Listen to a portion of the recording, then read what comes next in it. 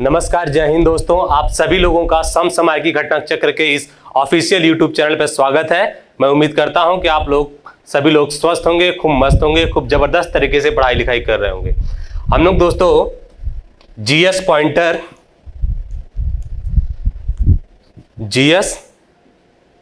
Pointer जो सामान्य अध्ययन है दोस्तों, जिसमें पूर्व परीक्षाएं जितनी हुई हैं उनमें जितने भी महत्वपूर्ण प्रश्न हैं उन सभी प्रश्नों को जो है एक जगह उनका तथ्यात्मक अध्यावत संकलन करके इस किताब को तैयार किया गया है। डेली की तरह ही आज भी हम लोग इस पर बात कर लेते हैं। इसमें दोस्तों मैं आप लोगों के सामने पर्यावरण एवं पारिस्थितिकी से संबंधित जो प्रीवियस ईयर में जितने भी प्रश्न आए हुए हैं उन सब प्रश्नों को लेकर के आया हूं। इसी सीरीज में दोस्तों आज पर्यावरण पारिस्थितिकी का अंतिम क्लास है। मैं उम्मीद करता हूं कि इसके पहले जितने भी लेक्चर्स हुए हैं उन सब लेक्चर को आप ध्यानपूर्वक सुने होंगे और आपको आपके एग्जाम के दृष्टिकोण से वो काफी महत्वपूर्ण लेक्चर लगा होगा और आने वाले एग्जाम में वो काफी हेल्पफुल होगा आपके लिए। चलिए, अगर आज दोस्तों हम लोग बात करें पर्यावरण पारिस्थितिकी का, आज पहला टॉपिक है दोस्तों वैकल्पिक ऊर्जा के बारे में। ठीक है, वैकल्पिक ऊर्जा के बारे में। ठीक है, चलिए हम लोग आज सबसे पहले पॉइंट पे बात करते हैं। सबके लिए सतत ऊर्जा, सबके लिए सतत ऊर्जा, सतत ऊर्जा दशक, सबके लिए सतत ऊर्जा दशक, सतत ऊर्जा दशक पहल है। याद रखिएगा, सबके लिए सतत ऊर्जा जो दशक पहल है, इसके बारे में ये पहल है संयुक्त राष्ट्र संघ की। किसकी है? संयुक्त राष्ट्र संघ की। अब कब ये जो सतत ऊर्जा दशक घोषित किया गया है, कब घोषित किया गया है? 2014 से 2024 तक। तो याद रखिएगा, जो सतत ऊर्जा दशक है ये संयुक्त राष्ट्र संघ की एक पहल है और इसका जो वर्ष है 2014 से लेकर के 2024 तक। ठीक है, ये भी आपके एग्जाम में पूछा हुआ है, काफी महत्वपूर्ण है। हम लोग आज वैकल्पिक ऊर्जा पहला टॉपिक है, उसी से संबंधित जो है चीजें हम लोग लेकर के चल रहे हैं। ठीक है, चलिए आते हैं दोस्तों आज के हम लोग अगले पॉइंट पे। अंतर्राष्ट्रीय सौर संगठन, अंतर्राष्ट्रीय सौर संगठन, इसका प्रथम शिखर सम्मेलन कहा हुआ था। तो याद रखिएगा दोस्तों, अंतर्राष्ट्रीय जो सौर गठबंधन है इसका प्रथम शिखर सम्मेलन हुआ था भारत में, यानी कहां पर? नई दिल्ली में। यह भी आपके एग्जाम में पूछा हुआ है, इस चीज को भी दिमाग में रखिएगा।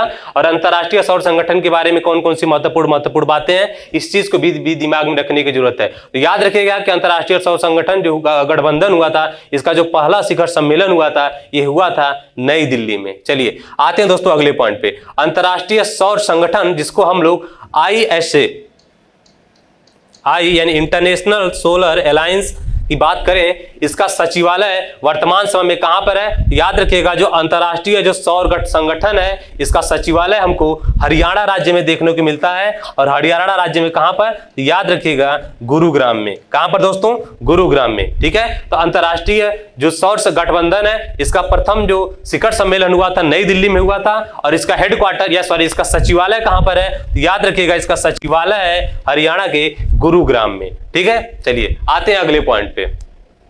100% सौर ऊर्जा पर, 100% सौर ऊर्जा पर चलने वाला भारत का पहला केंद्र शासित प्रदेश कौन सा है? याद रखिएगा, जो दीव है ये भारत का पहला केंद्र शासित प्रदेश है, जो क्या है? 100% सौर ऊर्जा पर चलने वाला क्या है? केंद्र शासित प्रदेश है। अगर आपके एग्जाम में पूछ देता है एक निम्नलिखित में से कौन सा केंद्र शासित प्रदेश है जो 100% 100% सौर ऊर्जा पर चालित है या सौर ऊर्जा पर चलने वाला पहला केंद्र शासित प्रदेश कौन सा है? याद रखिएगा, वो है दीव। ठीक है, चलिए आते हैं अगले पॉइंट पे। कभी कभी समाचारों में दिखाई पड़ने वाला घरेलू अंश आवश्यकता, जिसको हम लोग बोलते हैं डोमेस्टिक कंटेंट रिक्वायरमेंट। ठीक है, यानी घरेलू अंश आवश्यकता, डोमेस्टिक कंटेंट रिक्वायरमेंट पद का संबंध किससे है या इसका क्या तात्पर्य है? तो याद रखिएगा दोस्तों, इसका तात्पर्य है सौर शक्ति उत्पादन के विकास से। ठीक है, अगर आपसे पूछ देता है घरेलू अंश आवश्यकता या डोमेस्टिक कंटेंट रिक्वायरमेंट पद का संबंध किससे है, इसका संबंध दोस्तों है सौर शक्ति उत्पादन के विकास से। किससे? सौर शक्ति उत्पादन के विकास से। चलिए आते हैं अगले पॉइंट पे। सौर, पवन, ज्वारी, पन बिजली ऊर्जा आदि प्राकृतिक संसाधन उदाहरण है। तो याद रखिएगा, नवीकरणीय ऊर्जा के संसाधन है। कौन कौन से? सौर। नवीकरणीय ऊर्जा का संसाधन जो काफी भरपूर मात्रा में हमको देखने को मिलता है, जो काफी असीमित है, यानी उसका उपयोग करते चले जाइए। उसके उपयोग करने पर उस संसाधन में उस प्राकृतिक संसाधन में कोई बहुत ज्यादा इफेक्ट नहीं पड़ता है, तो उसको हम लोग बोलते हैं नवीकरणीय ऊर्जा के संसाधन। जैसे सौर ऊर्जा हुआ, पवन ऊर्जा हुआ, ज्वारीय ऊर्जा हुआ, पन बिजली ऊर्जा हुआ, ये सब दोस्तों किसके उदाहरण है? नवीकरणीय ऊर्जा के क्या है? उदाहरण है। इनका जो भंडारण है वो असीमित है। सौर ऊर्जा का उपयोग चाहे जितना भी करिए कोई दिक्कत नहीं है, वो उसका भंडारण क्या है? असीमित है। ठीक है, ये क्या है? सब नवीकरणीय ऊर्जा के स्रोत है। नवीकरणीय ऊर्जा स्रोत है जिनका हम लोग वर्तमान समय में जो भी वैश्विक स्तर पर जो भी हमारे इसके पहले और भी जितने भी रिसोर्सेज थे जिसपे हम लोग कोयले वगैरह की बात करते हैं, ये सब रिसोर्सेज क्या है? इनकी जो मात्रा होती है काफी सीमित होती है। इनका उपयोग हम लोग इतना ज्यादा पहले से काफी इंडस्ट्रियल जो टाइम है उसी के समय से हम लोग करते चले आ रहे हैं, काफी टाइम से करते चले आ रहे हैं, जिसकी वजह से इसका जो भंडारण है काफी कम देखने को मिलता है। ठीक है, जिसका भंडारण क्षमता काफी कम होने की वजह से स्वाभाविक से बात है दोस्तों, हमको कोई एक वैकल्पिक ऊर्जा के रूप में या वैकल्पिक ऊर्जा का तलाश करना पड़ेगा। तो यहां पर वैकल्पिक ऊर्जा जो सबसे पहले पॉइंट की बात हम लोग कर रहे थे, उस वैकल्पिक ऊर्जा का क्या तात्पर्य है? यानी हम लोग जो पहले से ऊर्जा का उपयोग करते चले आ रहे हैं, अब उसके जगह हम लोग किसी और ऊर्जा संसाधन को हम लोग महत्व दें या उसको विकल्प के रूप में हम लोग और ऊर्जा संसाधन की बात करते हैं, तो उसका मतलब वैकल्पिक ऊर्जा होता है। ठीक है, तो वैकल्पिक ऊर्जा का तात्पर्य क्या है आप लोग समझ चुके हैं।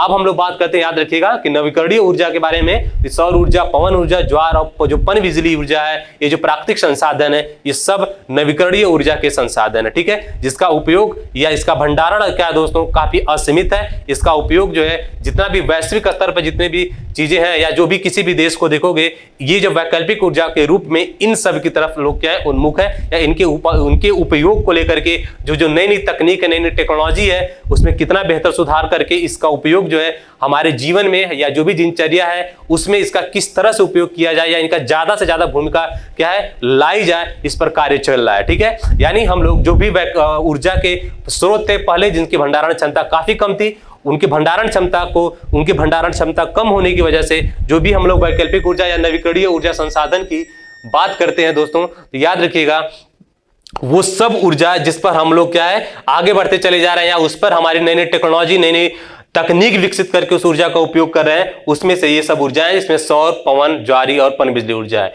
ये सब किसके उदाहरण है? नवीकरणीय ऊर्जा संसाधन के उदाहरण है। ठीक है, चलिए आते हैं अगले पॉइंट पे।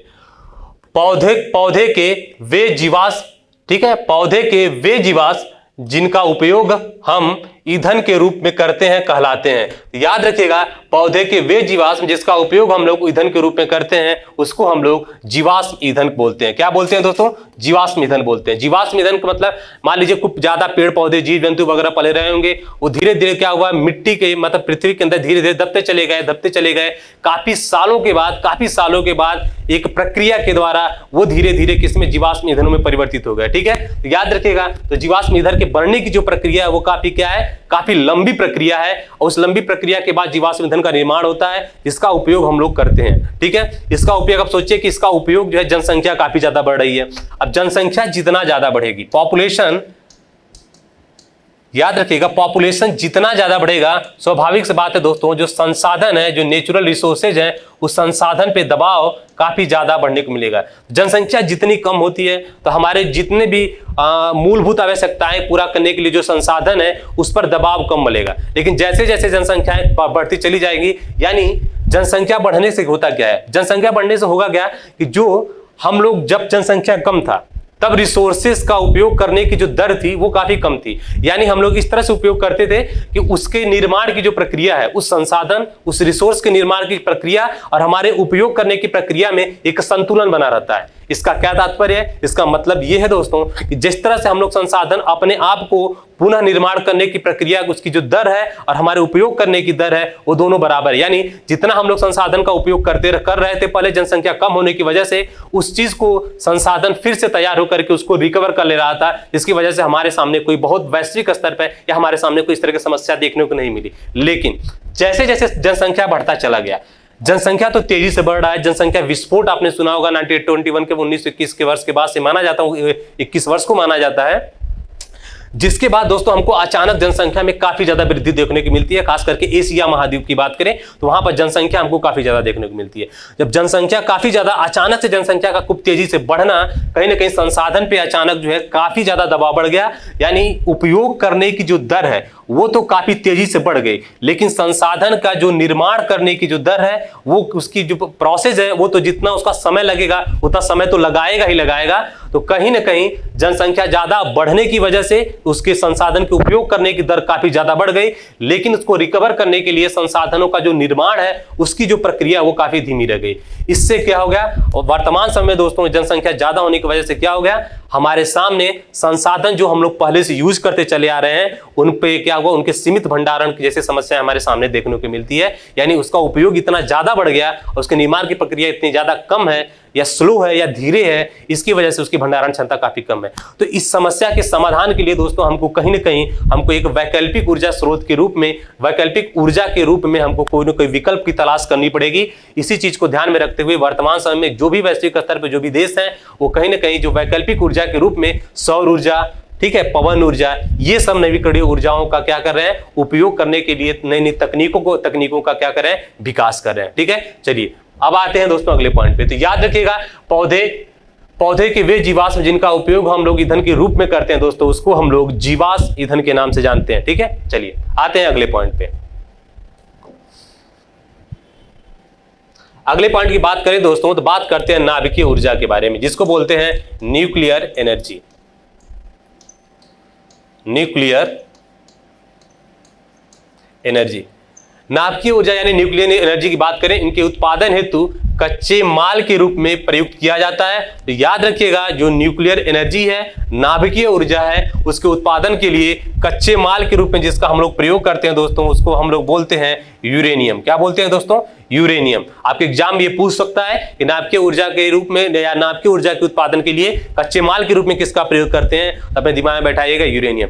ये जो क्लास जितने भी ये चल रही है पॉइंटर के नाम से, याद रखिएगा ये कोई आपका कोर्स नहीं चल रहा है कि हम लोग जो है एक एक चीज को बहुत डिटेल, ये सिर्फ प्रीवियस ईयर के जो प्रश्न आए हुए हैं उस सब जितने भी प्रश्न आए उन्हीं प्रश्नों को आपके सामने एक क्रमबद्ध तरीके से लेकर के आया जा रहा है, ताकि आपके दिमाग में कम से कम इतनी चीजें आ जाए कि हाँ प्रीवियस ईयर में ये पूछा हुआ है, उस चीज को हम लोग दिमाग में कैसे लेकर के चले। इसका उद्देश्य, इस सीरीज का उद्देश्य सिर्फ इतना ही है। तो याद रखिए कि इसीलिए हम लोग सिर्फ महत्वपूर्ण बातें ही कर रहे हैं जो आपके एग्जाम के दृष्टिकोण से काफी ज्यादा महत्वपूर्ण है। ठीक है, चलिए तो याद रखिएगा, नाभिकीय ऊर्जा हेतु कच्चे माल के उत्पादन के रूप में हम लोग किसका, कच्चे माल के उत्पादन के रूप में किसका प्रयोग करते हैं, तो याद रखिएगा वो है यूरेनियम। चलिए आते हैं अगले पॉइंट पे। परमाणुओं के संयोजन अथवा विखंडन प्रक्रिया, यानी परमाणुओं का जो संयोजन होता है और जो इनका विखंडन होता है। ठीक है, इस विखंडन की जो प्रक्रिया इनके द्वारा उत्पन्न किया जाता है। याद रखिएगा, नाभिकीय ऊर्जा का निर्माण जिसके कच्चे माल के रूप में यूरेनियम का प्रयोग करते हैं, अगर इनके बात करें ये कैसे उत्पन्न किए जाते हैं, तो याद रखिएगा जो परमाणु यानी एटम होते हैं उनके संयोजन या विखंडन की प्रक्रिया के द्वारा उनका निर्माण होता है। विखंडन का मतलब क्या होता है दोस्तों, विखंडित मतलब होता है कोई एटम ले लिए, उस एटम, मान लीजिए सपोज करिए कोई एटम है, आपके पास कोई एक एटम है, ये एटम ए है, इस पर किसी प्रक्रिया के द्वारा यानी किसी एनर्जी का प्रयोग कर लीजिए या किसी एनर्जी का प्रयोग कर लीजिए इसके ऊपर, ठीक है, इनको हीट दे दीजिए, इनको यहाँ गर्म करिए, इसकी वजह से क्या हुआ, ये एक्सपेंड करेंगे, ये टूटेंगे। ठीक है, यानी किसी नाभिक का या किसी एटम का किसी प्रक्रिया के द्वारा बाह्य शक्ति का प्रयोग कर लीजिए, चाहे उसको गर्म करते हैं किसी कोई एनर्जी देते हैं, इसकी वजह से क्या हो जाता है, सपोज करिए इसका ये दो पार्टों में क्या होता है, बिखर जाता है। इस प्रक्रिया को हम लोग क्या बोलते हैं, विखंडन की प्रक्रिया। ठीक है, क्या बोलते हैं इसको, विखंडन की प्रक्रिया।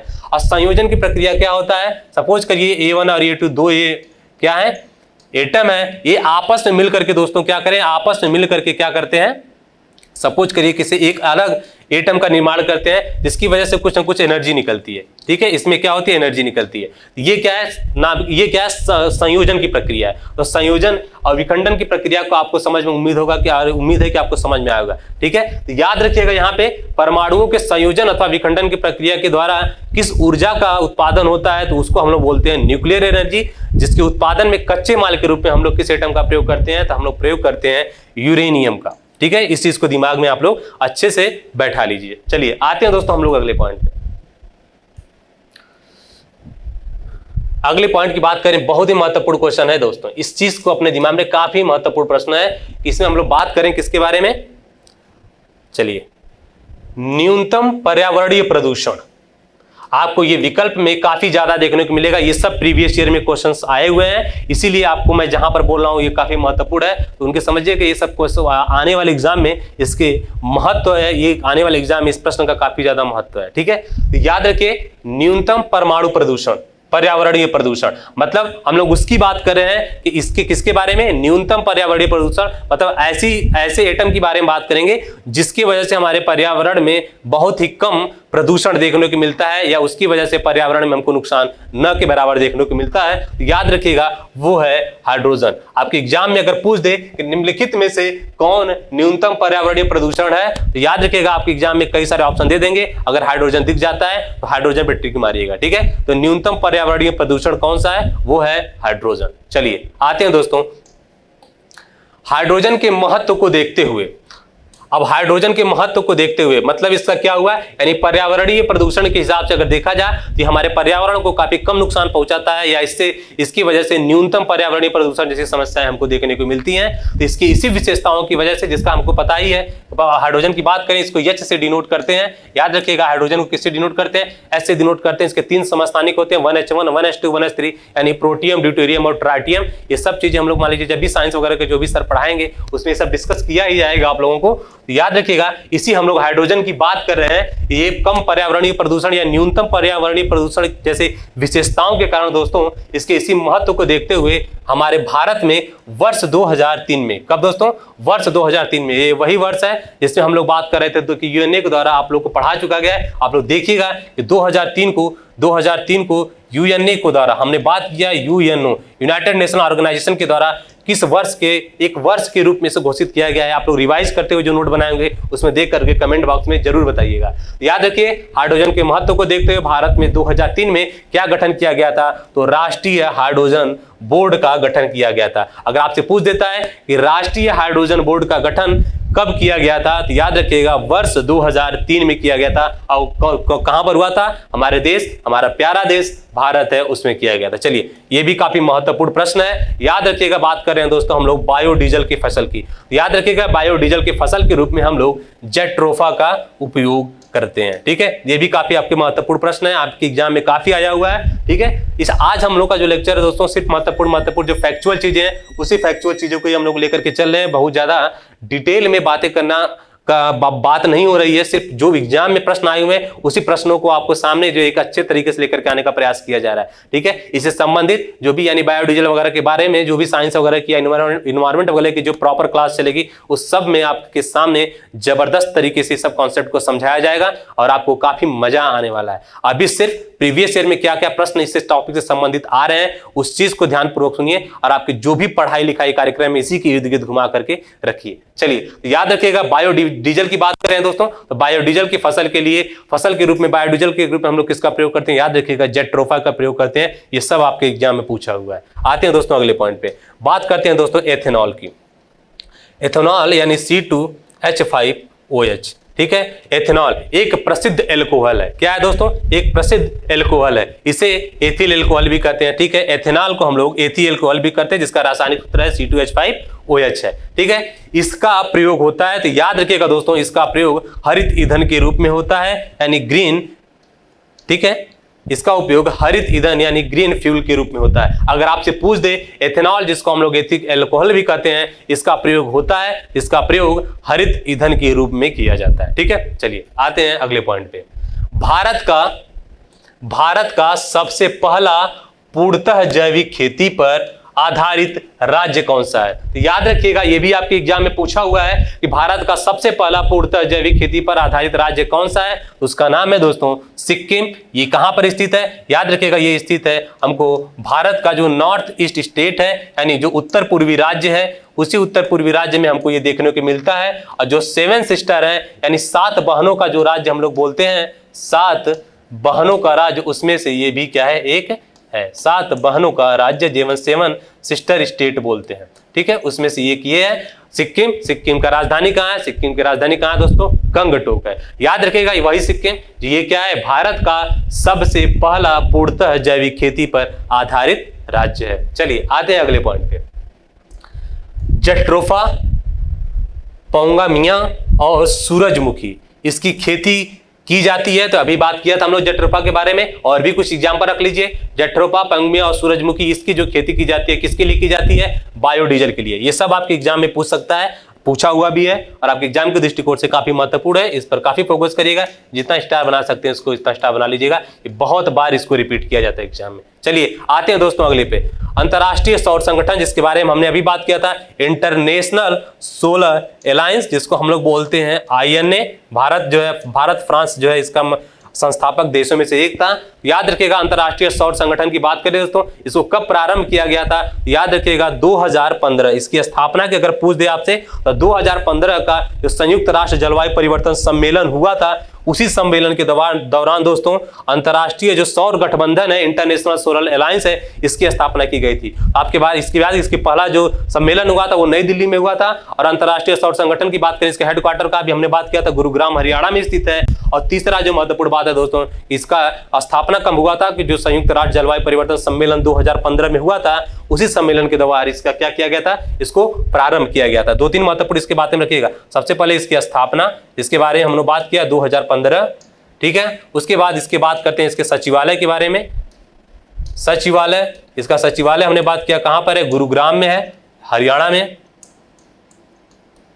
ठीक है। और इसके सदस्य देश तो अभी काफी ज्यादा देश हो गए हैं, लेकिन इसके संस्थापक सदस्यों में भारत भी शामिल था, ये भी याद रखिएगा। और अगर इसके बात करें, क्या नाम है इसके स्थापना, जिसका जो प्रथम सम्मेलन हुआ था वो भी दिमाग में रखिएगा। इसका जो प्रथम सम्मेलन हुआ था हमको नई दिल्ली में देखने को मिलता है, न्यू दिल्ली। चलिए आते हैं अगले पॉइंट पे। ये सब आपके एग्जाम के दृष्टिकोण से काफी महत्वपूर्ण है। बात करते हैं दोस्तों कर्क रेखा व मकर रेखा के बीच स्थित देशों का एक समूह, जो अपनी ऊर्जा आवश्यकताओं के लिए सूर्य द्वारा प्राप्त ऊर्जा का उपयोग करके या उपयोग करने हेतु प्रतिबद्ध है। याद रखिएगा, जो अंतरराष्ट्रीय सौर संगठन है या इंटरनेशनल सोलर अलायंस है, ISA, सॉरी मैंने INA लिख दिया था वहां पे, एक्चुअली में वो ISA है, ठीक है, ISA। चलिए, अगर आपसे पूछ देता है कि जो अंतरराष्ट्रीय सौर संगठन है, इंटरनेशनल सोलर जो अलायंस है, अगर इसके बारे में बात करें तो ये किन देशों का समूह है? याद करिए, खास करके दोस्तों जो कर्क रेखा और मकर रेखा के बीच में ऐसी जो देश है, उन्हीं देशों का क्या एक समूह है, अपनी ऊर्जा की आवश्यकताओं के लिए सूर्य द्वारा प्राप्त ऊर्जा का उपयोग करने हेतु क्या है? प्रतिबद्ध है। कौन? अंतरराष्ट्रीय जो सौर गठबंधन है, इंटरनेशनल सोलर अलायंस है, ठीक है। जैसे मान लीजिए ये आपकी पृथ्वी है, इस पृथ्वी की बात करें दोस्तों, जिसको हम लोग बोलते हैं 0 डिग्री यानी 0 डिग्री अक्षांश, जिसको हम लोग इक्वेटर यानी विषुवत रेखा के नाम से जानते हैं। इसके जस्ट ऊपर दोस्तों 23.5 डिग्री जो उत्तरी अक्षांश है, जिसको हम लोग कर्क रेखा के नाम से जानते हैं। क्या बोलते हैं? कर्क रेखा। और इसके 23.5 डिग्री दक्षिण में स्थित जो अक्षांश है, जिसको हम लोग मकर रेखा के नाम से जानते हैं, मकर रेखा के नाम से जानते हैं। इन्हीं दो देशांतर रेखाओं के बीच में स्थित जो देश है, या एक चीज यहां पर जान ली, इन दोनों देशांतर रेखाओं के बीच में सौर ऊर्जा की प्राप्ति काफी ज्यादा हमको देखने की मिलती है। सौर ऊर्जा की प्राप्ति हमको काफी ज्यादा देखने की मिलती है। तो स्वाभाविक सी बात है, जहां पर सौर ऊर्जा की ज्यादा प्राप्ति होगी, वहां पर सौर ऊर्जा का उपयोग करना हमारे लिए काफी ज्यादा लाभदायक होगा। तो इसी वाले रीजन में दोस्तों, कर्क और मकर रेखा के बीच में जितने भी देश हैं, उन सब देशों का समूह, क्या नाम है, उन सभी देशों को इकट्ठा करके या उन सभी देशों का समूह बना करके जो अंतरराष्ट्रीय सौर संगठन है, इंटरनेशनल सोलर अलायंस है, उनका निर्माण किया गया है। किस लिए? कि सौर ऊर्जा का किस तरह से सूर्य का उपयोग करके हम लोग ज्यादा से ज्यादा जो हमारे मतलब की जो परंपरागत ऊर्जा के संसाधन है, उनसे हट करके हम लोग वैकल्पिक ऊर्जा, नवीकरणीय ऊर्जा के रूप में हम लोग सूर्य का सौर ऊर्जा का उपयोग कर सकें, ठीक है। तो अंतरराष्ट्रीय सौर संगठन गठबंधन के बारे में कौन कौन सी महत्वपूर्ण बातें हैं, वो सब आपने देख लिया। चलिए आते हैं अगले पॉइंट पे। बात करते हैं दोस्तों डीजल की जगह। तो याद रखिएगा, जो नारियल आवरण है, मूंगफली के जो छिलके हैं, धान की जो भूसी है, इनके द्वारा उत्पन्न गैस का उपयोग बिजली पैदा करने वाले जनरेटर से जुड़े उपयुक्त रूप से डिजाइन किए गए अंतर्दहन इंजन में किया जा सकता है। याद रखिएगा, इन डीजल की जगह किसकी जगह दोस्तों? डीजल की जगह इन सब के द्वारा हम लोग क्या कर सकते हैं, इनके द्वारा यानी नारियल आवरण, मूंगफली के छिलके, धान की भूसी के द्वारा उत्पन्न गैस का उपयोग करके दोस्तों हम लोग बिजली पैदा कर सकते हैं। जनरेटर से जुड़े उपयुक्त रूप से डिजाइन किया गया ये अंतर्दहन इंजन है, इसमें हम लोग किया जा सकता है किसकी जगह, ये किसको रिप्लेस कर सकता है, ये डीजल की जगह हम लोग इसका उपयोग कर सकते हैं। देख रहे हैं ये सब परंपरागत जितने भी ऊर्जा के संसाधन है, इसकी वजह से हमारे इन्वायरमेंट को कहीं ना कहीं काफी ज्यादा नुकसान पहुंचा है, उन्हीं सब की जगह पर्यावरण को ध्यान में रखते हुए इस सब चीजों का हम लोग नई नई तकनीकों के माध्यम से इनका उपयोग या इनको विकसित करने का प्रयास किया जा रहा है, ताकि सतत विकास जिसके बारे में हम लोग पढ़ा था, सस्टेनेबल डेवलपमेंट के बारे में हम लोगों ने पढ़ा था, उसी चीज पे हम लोग आगे जितने भी महत्वपूर्ण कार्य हैं, जितने भी 17 गोल हैं, उसी 17 गोलों को हम लोग काम करते हुए आगे बढ़ रहे हैं। ये वैश्विक स्तर पर ये क्या है, इसके लक्ष्य को निर्धारित किया गया है, जिसपे हम लोग महत्वपूर्ण जो भी संबंधित बातें हम लोग कर चुके हैं। चलिए आते हैं दोस्तों हम लोग अगले पॉइंट पे, सल्फर डाइऑक्साइड।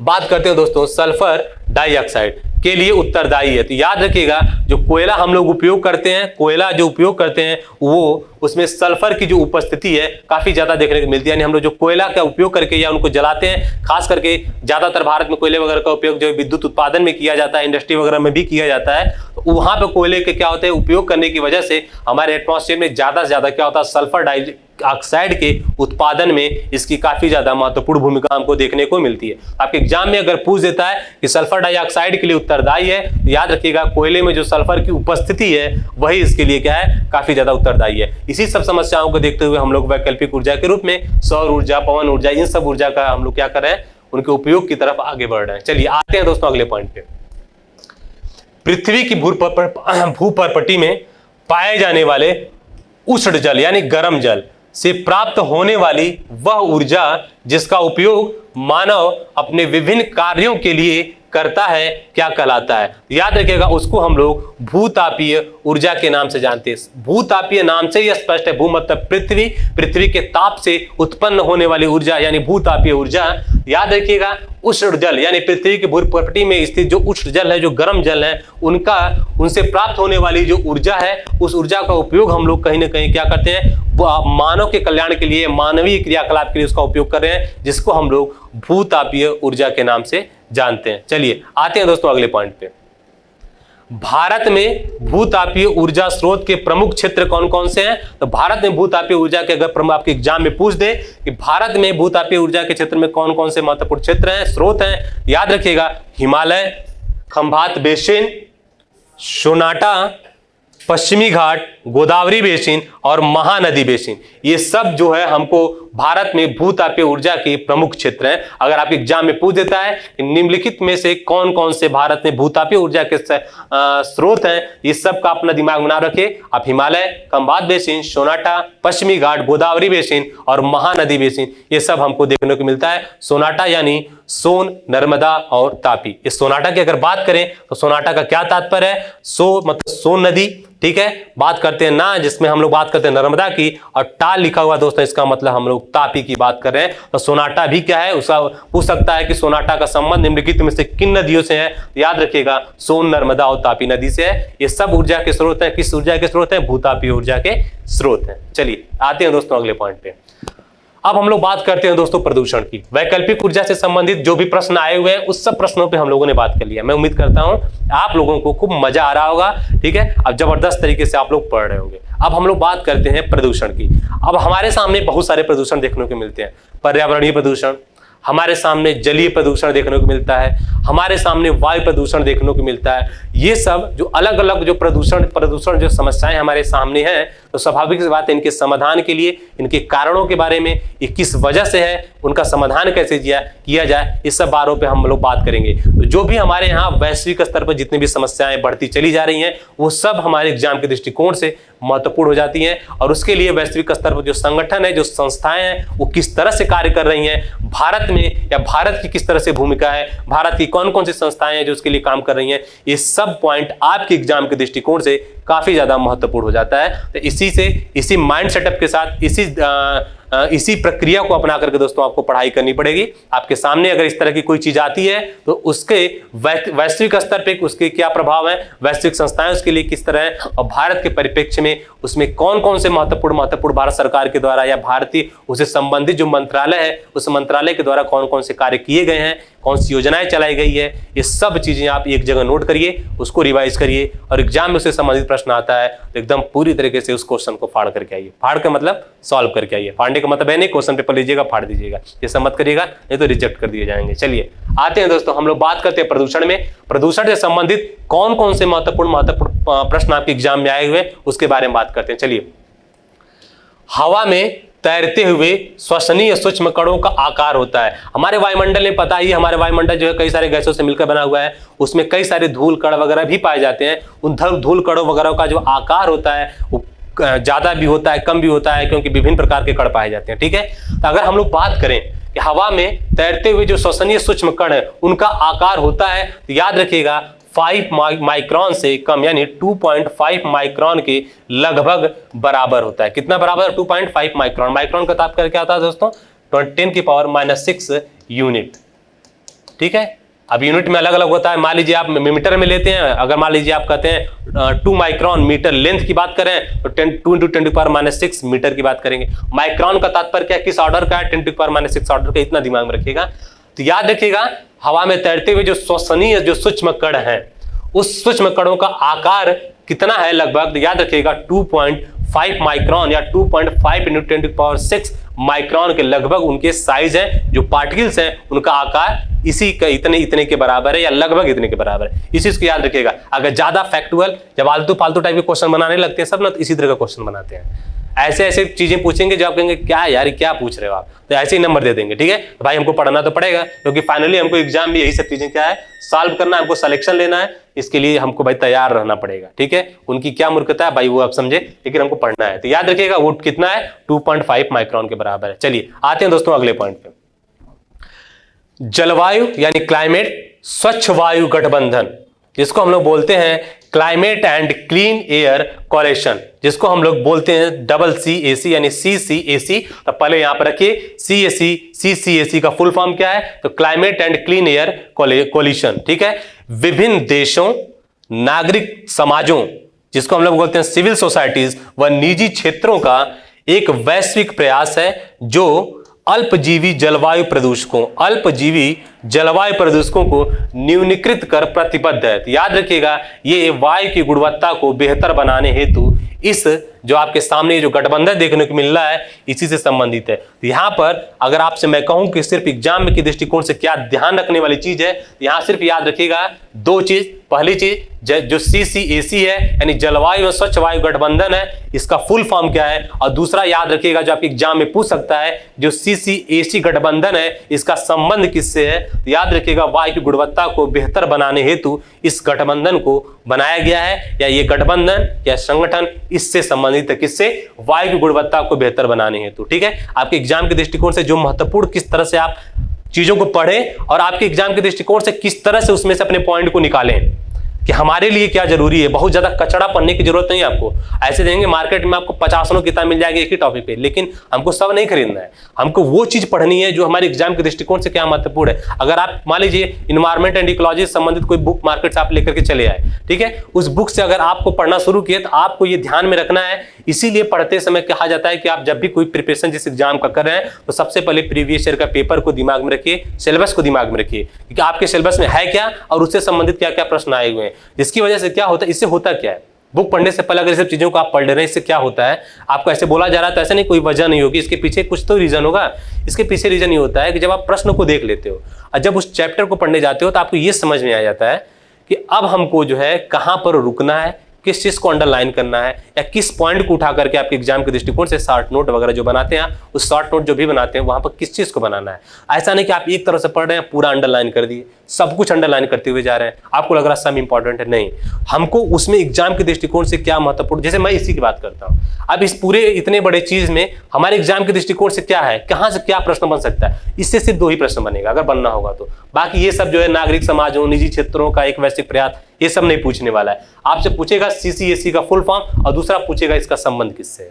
ठीक है, ये 2 चीज दिमाग में रखिएगा। पढ़ने का जो टेम्परामेंट होता है दोस्तों इसी तरह का होना चाहिए। चलिए बात करते हैं CCAC केंद्रित करता है, तो ये किस पे केंद्रित है दोस्तों, मीथेन जिसको हम लोग बोलते हैं CH4, काला कार्बन, हाइड्रोक्लोरोकार्बन जिसको हम लोग बोलते हैं हाइड्रोफ्लोरोकार्बन, जिसको हम लोग CFC ग्रीन हाउस गैस के बारे में, इसके बारे में काफी पढ़ा होगा। इस सब को कम करने के लिए इस गठबंधन को तैयार किया गया। ठीक है, किसको कम करने के लिए? मीथेन हो गया, जो काला कार्बन ब्लैक कार्बन है, या CFC यानी क्लोरोफ्लोरोकार्बन है, इन सब को कम करने के उद्देश्य से जो CCAC जो गठबंधन है, इस गठबंधन को क्या किया गया है? तैयार किया गया है। ठीक है, चलिए आते हैं अगले पॉइंट पे। राष्ट्रीय स्वच्छ वायु कार्यक्रम। राष्ट्रीय स्वच्छ वायु कार्यक्रम केंद्र सरकार द्वारा प्रारंभ किया गया था।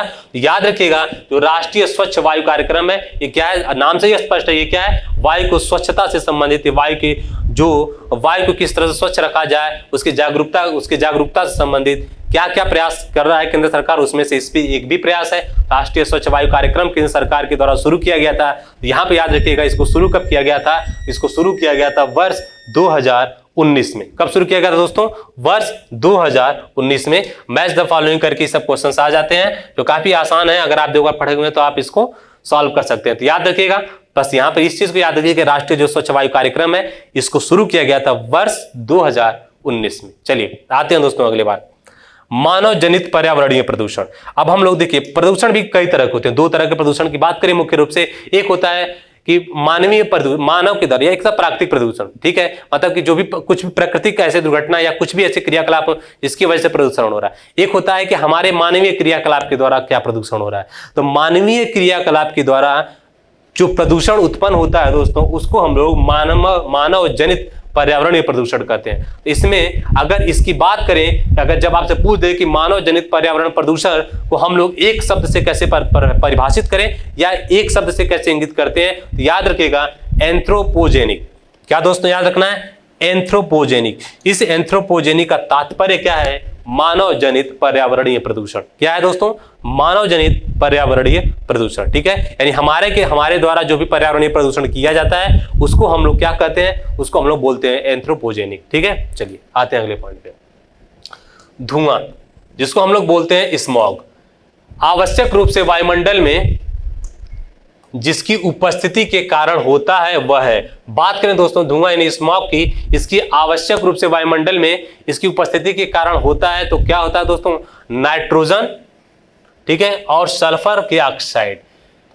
इस दोनों की वजह से, यानी नाइट्रोजन और सल्फर डाइऑक्साइड की वजह से या इनके वायुमंडल में उपस्थिति की वजह से हमको धुआं या स्मॉग देखने को मिलता है। अगर आपके एग्जाम में पूछ देता है धुआं या स्मॉग जो है वो हमारे वायुमंडल में किन गैसों की उपस्थिति की वजह से देखने को मिलता है, तो याद रखिएगा नाइट्रोजन और सल्फर के ऑक्साइड। किसके? नाइट्रोजन और सल्फर के ऑक्साइड। ये सब फैक्चुअल इंफॉर्मेशन है, इसके पीछे सिर्फ इतना ही बात है कि दोस्तों आप इसमें क्या समझने का प्रयास करेंगे। ये सिर्फ फैक्चुअल इंफॉर्मेशन है जो आपको लिख करके सिर्फ बार बार रिवाइज करके आप क्या करना है, इसको तैयार कर लेना है। ठीक है, चलिए आते हैं अगले पॉइंट पे। धुआं में, जिसको स्मॉग बोलते हैं, आंखों को प्रभावित करने वाला शक्तिशाली उत्तेजक होता है। याद रखिएगा दोस्तों, धुआं में एक जो है पेरोक्सी एसाइटिन नाइट्रेट है, पेरोक्सी एसिटाइल नाइट्रेट पाया जाता है, जिसकी वजह से हमारे आंखों को क्या करता है? प्रभावित करता है, या उनको क्या करता है? प्रभावित करता है। किसको? धुआं में उपस्थित जो पेरोक्सी एसिटाइल नाइट्रेट है। यह भी दिमाग में रखिएगा। अगर आपसे एग्जाम में पूछ देता है कि धुआं में उपस्थित किसकी उपस्थिति की वजह से हमारा आंख जो होता है वो प्रभावित होता है, तो याद रखिएगा उसका नाम है पेरोक्सी एसिटाइल नाइट्रेट। ठीक है, चलिए आते हैं अगले पॉइंट पे। ऐसे प्रदूषक जो सूक्ष्म जीवों जैसे जीवाणु आदि के द्वारा समय के साथ प्रकृति में सरल हानि रहित तत्वों में विघटित कर दिए जाते हैं, क्या कहलाते हैं? उसको हम लोग जैव विघटित प्रदूषक कहते हैं। अगर आपसे पूछ देता है दोस्तों कि जैव विघटित प्रदूषक नाम से स्थापित है जैव विघटित प्रदूषक, यानी जैव विघटित प्रदूषक का क्या तात्पर्य है? ये ऐसे प्रदूषक होते हैं जिसको सूक्ष्म जीव जैसे जीवाणु जो बैक्टीरिया वगैरह होते हैं उनके द्वारा क्या किया जाता है? समय के साथ इनके प्रकृति में हानि रहित सरल हानि रहित तत्वों में इनको क्या कर दिया जाता है? विघटित कर दिया जाता है। यानी जो प्रदूषक है उन प्रदूषकों को सूक्ष्म जीवों के द्वारा क्या कर दिया जाता है? उनको सरल और हानि रहित तत्वों में विघटित कर दिया जाता है। उसको हम लोग किससे परिभाषित करते हैं या क्या कहते हैं? उसको हम लोग बोलते हैं जैव विघटित प्रदूषक। क्या बोलते हैं? जैव विघटित प्रदूषक। आगे एग्जाम में पूछ दे कि जैव विघटित प्रदूषक से क्या तात्पर्य है, ये दिमाग में जरूर रखिएगा, ये सब आने के चांसेस काफी ज्यादा है। चलिए आते हैं दोस्तों अगले पॉइंट पे। अगला पॉइंट ध्यान में रखिएगा, काफी ज्यादा महत्वपूर्ण है। जब मानवीय या प्राकृतिक कारणों से, किससे दोस्तों? मानवीय या प्राकृतिक कारणों से वायुमंडल में उपस्थित गैसों के निश्चित अनुपात में विषाक्त गैसों या कड़कीय पदार्थों की वजह से अवांछनीय परिवर्तन, अनवांटेड चेंज,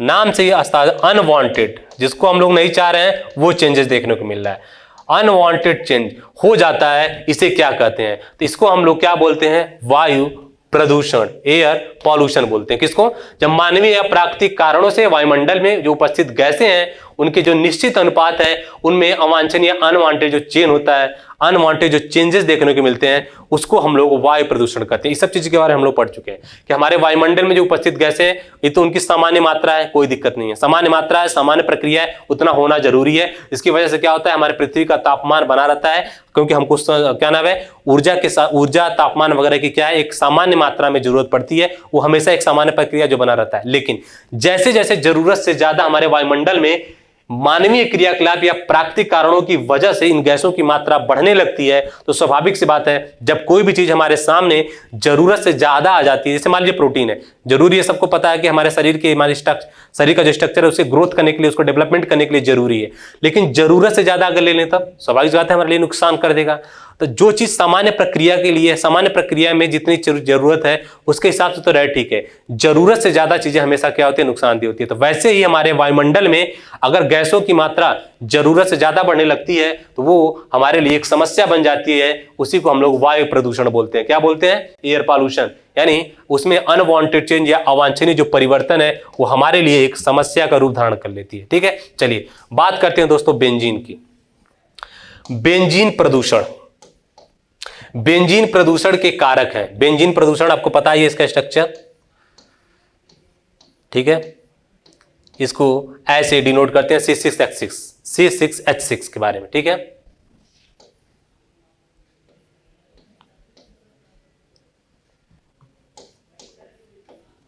चलिए बेंजीन प्रदूषण C6 इसका जो है केमिकल रासायनिक सूत्र है, इसको रिप्रेजेंट करने का तरीका ये है। इसके कारण या कारक की बात करें दोस्तों, इसका बात करें इसकी वजह से क्या होता है, तो याद रखिएगा यह स्वचालित वाहनों के द्वारा निष्कासित पदार्थ है। किसके द्वारा? जो वाहन वगैरह चलाए जाते हैं उसके द्वारा ये निष्कासित पदार्थ है। लकड़ी का जलना, लकड़ी को जब जलाते हैं उससे भी हमको ये प्रदूषक के उत्सर्जन देखने को मिलता है। तंबाकू का जो धुआं होता है दोस्तों, जो तंबाकू वगैरह यूज करते हैं उसका जो धुआं होता है वो रोगन के लिए लकड़ी के फर्नीचर का उपयोग, पॉलीयूरेथीन से निर्मित उत्पादों का प्रयोग, ये सब दोस्तों बेंजीन प्रदूषण के कारण है या उनके कारक है। ठीक है, अगर आपसे पूछ देता है कि निम्नलिखित में से, या ऐसे पूछ देगा स्वचालित वाहनों के द्वारा निष्कासित पदार्थ है, ऑप्शन में अगर आपको दे देता है बहुत सारे पदार्थ होंगे, लेकिन अगर मान लीजिए इस तरह से ऑप्शन सेट करके दे दे कि उसमें बेंजीन दिया हुआ है तो उसको आप लोग टिक मारिएगा। यानी बेंजीन प्रदूषण के कौन महत्वपूर्ण कारक या कारण है उसके बारे में इस चीज को जरूर दिमाग में रखिएगा। चलिए आते हैं अगले पॉइंट पे।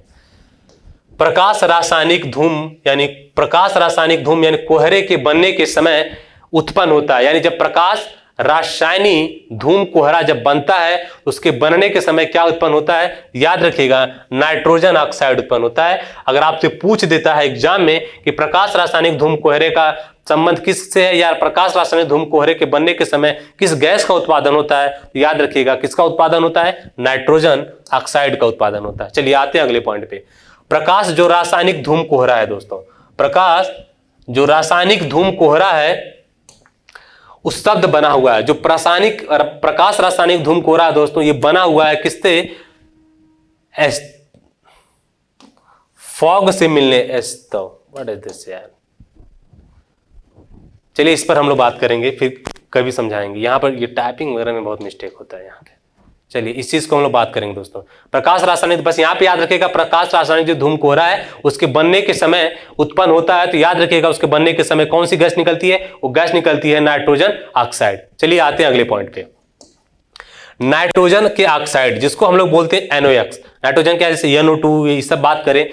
ओजोन जिसको हम लोग बात करते हैं दोस्तों O3। अब बात करते हैं दोस्तों अगला पेरॉक्सी एसिटिल नाइट्रेट। क्या दोस्तों? पेरॉक्सी एसिटिल नाइट्रेट ये बनता है। तो याद रखिएगा दोस्तों जो प्रकाश रासायनिक धूम कोहरा है ये नाइट्रोजन के ऑक्साइड और ओजोन से मिल करके बना होता है। किससे? ओजोन से मिलकर बना होता है। अब प्रकाश रासायनिक धूम कोहरा दोस्तों उसमें फॉग से मिलने की वजह से, फॉग के मिलने की वजह से इनका निर्माण होता है। और दूसरा चीज यहां याद रखिएगा कि प्रकाश रासायनिक जो धूम कोहरा है उसके बनने के समय जो उत्पन्न होता है वो कौन सी गैस उत्पन्न होती है? तो वो नाइट्रोजन ऑक्साइड उत्पन्न होता है। और तीसरा पॉइंट याद रखिएगा कि नाइट्रोजन ऑक्साइड ऑक्साइड और ओजोन जो है तथा पेरॉक्सी एसिटिल जो नाइट्रेट है वो किस बनता है, वो बनता है या इन सब के मिलने की वजह से क्या बनता है? तो याद रखिएगा जो प्रकाश रासायनिक धूम कोहरा है वो बनता है। अगर आपसे पूछ देता है कि प्रकाश रासायनिक धूम कोहरा बनता है तो नाइट्रोजन के ऑक्साइड, ओजोन और पेरॉक्सी एसिटिलीन नाइट्रेट से मिलकर के बनता है। ठीक है, ये सब आपके एग्जाम में पूछे हुए हैं, इस चीज को दिमाग में रखिएगा। चलिए आते हैं अगले पॉइंट पे।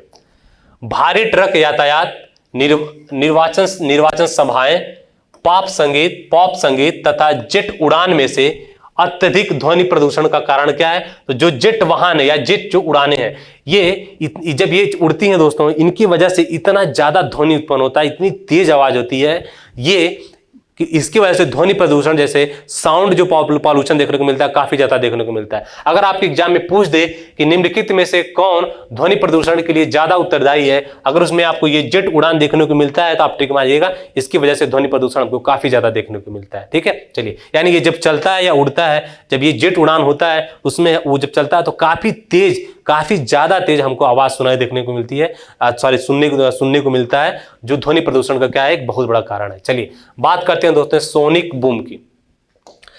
ये सोनिक बूम को व्यक्त किया जाता है, तो याद रखिएगा दोस्तों जो सोनिक बूम है इसको हम लोग किससे व्यक्त करते हैं? मैक इकाई यानी मैक जो यूनिट है उसके द्वारा हम लोग क्या करते हैं? इसको व्यक्त करते हैं। अगले पॉइंट में अगर बात करें मैक 1 का क्या तात्पर्य है, ये अलग अलग भाग में से कैटेगराइज किया जाता है। उसमें अगर हम लोग बात करें दोस्तों मैक 1 की, तो मैक 1 के बारे में बात करें जो वस्तुएं ध्वनि की रफ्तार से चलती हैं, यानी जिस वस्तु, मान लीजिए कोई वस्तु है, ठीक है, इस वस्तु को अगर हम लोग ध्वनि यानी जो स्पीड इसकी जो ध्वनि की रफ्तार से इनकी गति कराई जाए, तो उसको हम लोग उनसे जो उत्पन्न शोर है उसको हम लोग किस में मापते हैं या क्या बोलते हैं? उसको हम लोग बोलते हैं मैक 1। अगर आपसे पूछ देता है अगर कोई मान लीजिए वस्तु है, उस वस्तु को ध्वनि की गति से चालित किया जाता है तो उसके द्वारा जो उत्पन्न शोर है उसको हम लोग किस में मापेंगे? याद रखिएगा जो उत्पन्न शोर है उसको हम लोग क्या बोलेंगे? मैक 1 बोलेंगे। क्या बोलेंगे दोस्तों? मैक 1। तो जब भी मैक 1 आए याद रखिएगा कि ध्वनि की गति के बराबर हम लोग बात कर रहे हैं कि ऐसी वस्तु जो ध्वनि की गति के बराबर चल रही है उसके द्वारा जो उत्पन्न शोर है उसको हम लोग मैक 1 बोलते हैं। क्या बोलते हैं?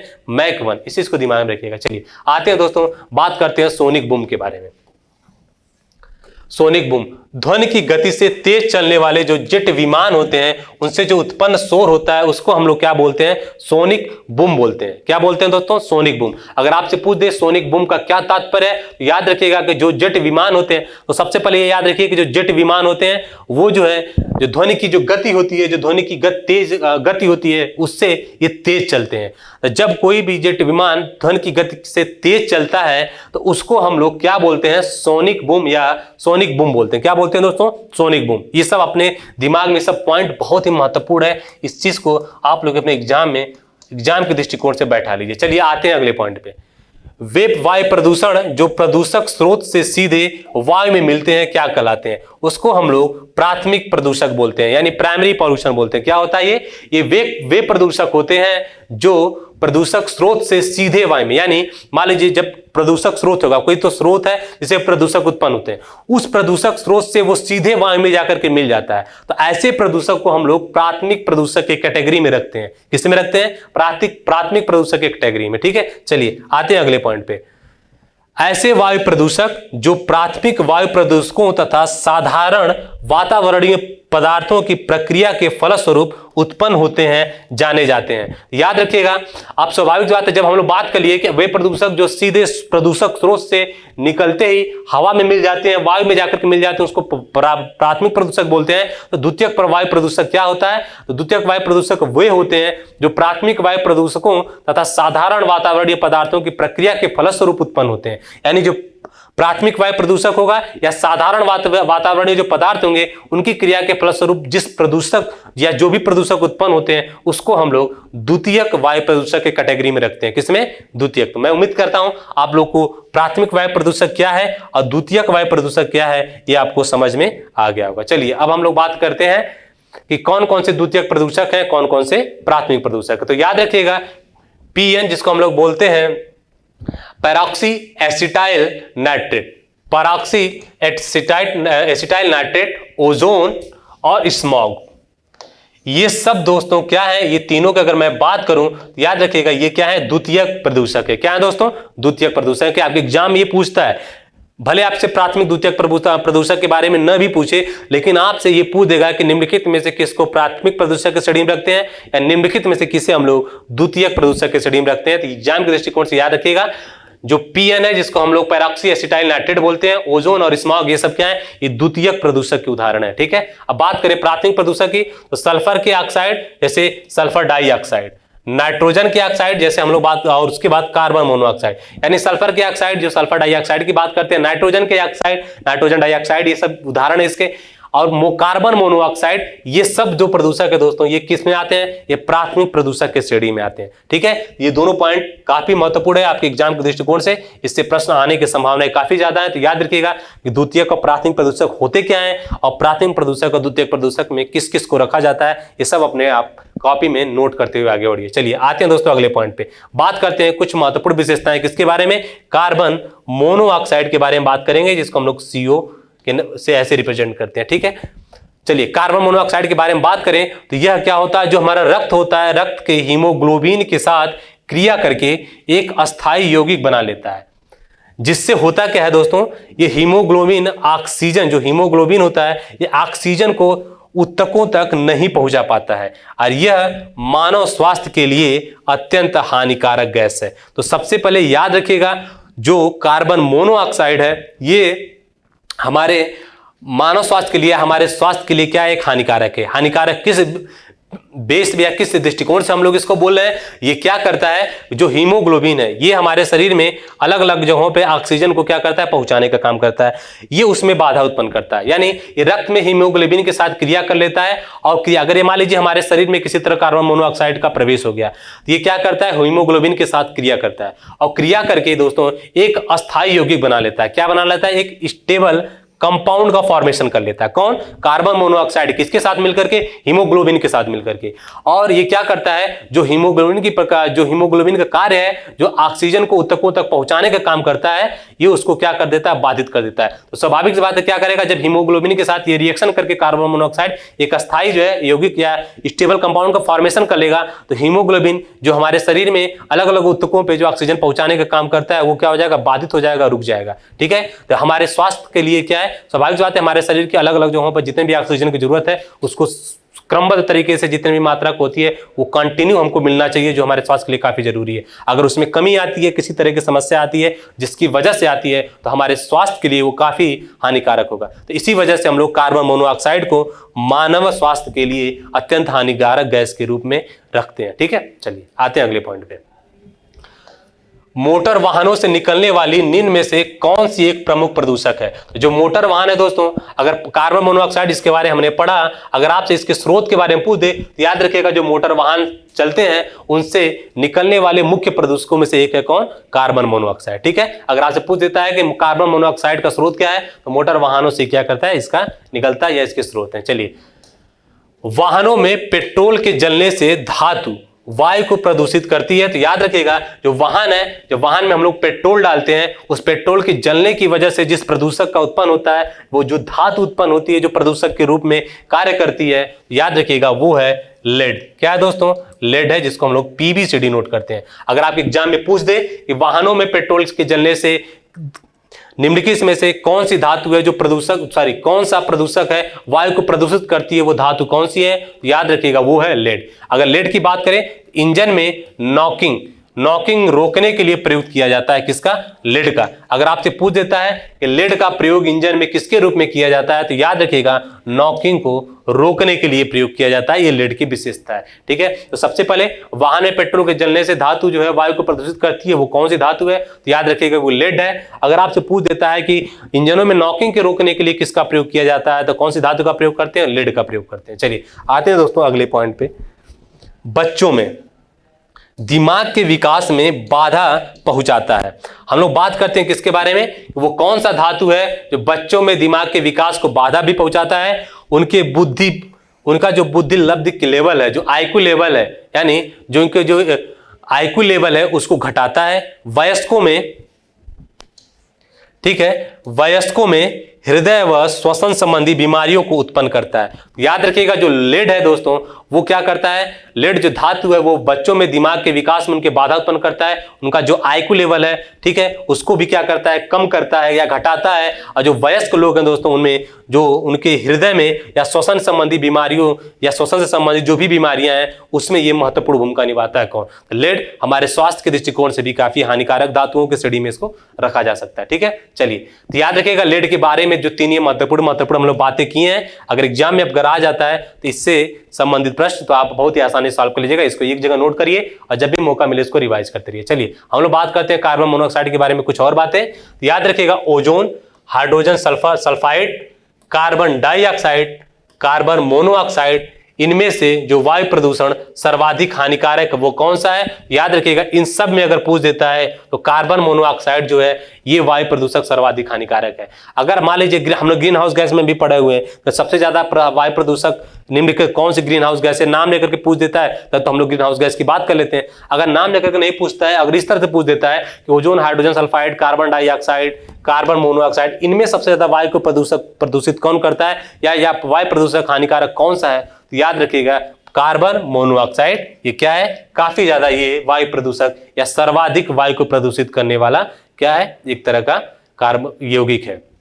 चलिए बात करते हैं दोस्तों अगले पॉइंट पे, भूमिगत जल यानी जो ग्राउंड लेवल वाटर है, भूमिगत जल को प्रदूषित करने वाला अजैविक प्रदूषक कौन सा है? वो कौन सा अजैविक प्रदूषक है जो भूमिगत जल है उसको काफी ज्यादा दूषित करता है या उसको प्रभावित करता है? तो याद रखिएगा आर्सेनिक। क्या है दोस्तों?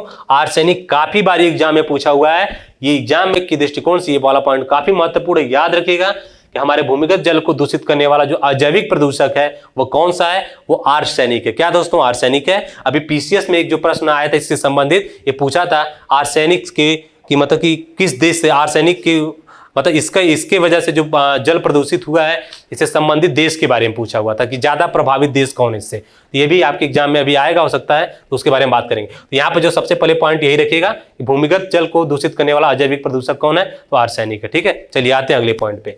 भारत में कई जगहों पर भूमिगत जल यानी आर्सेनिक से संक्रमित होते हैं।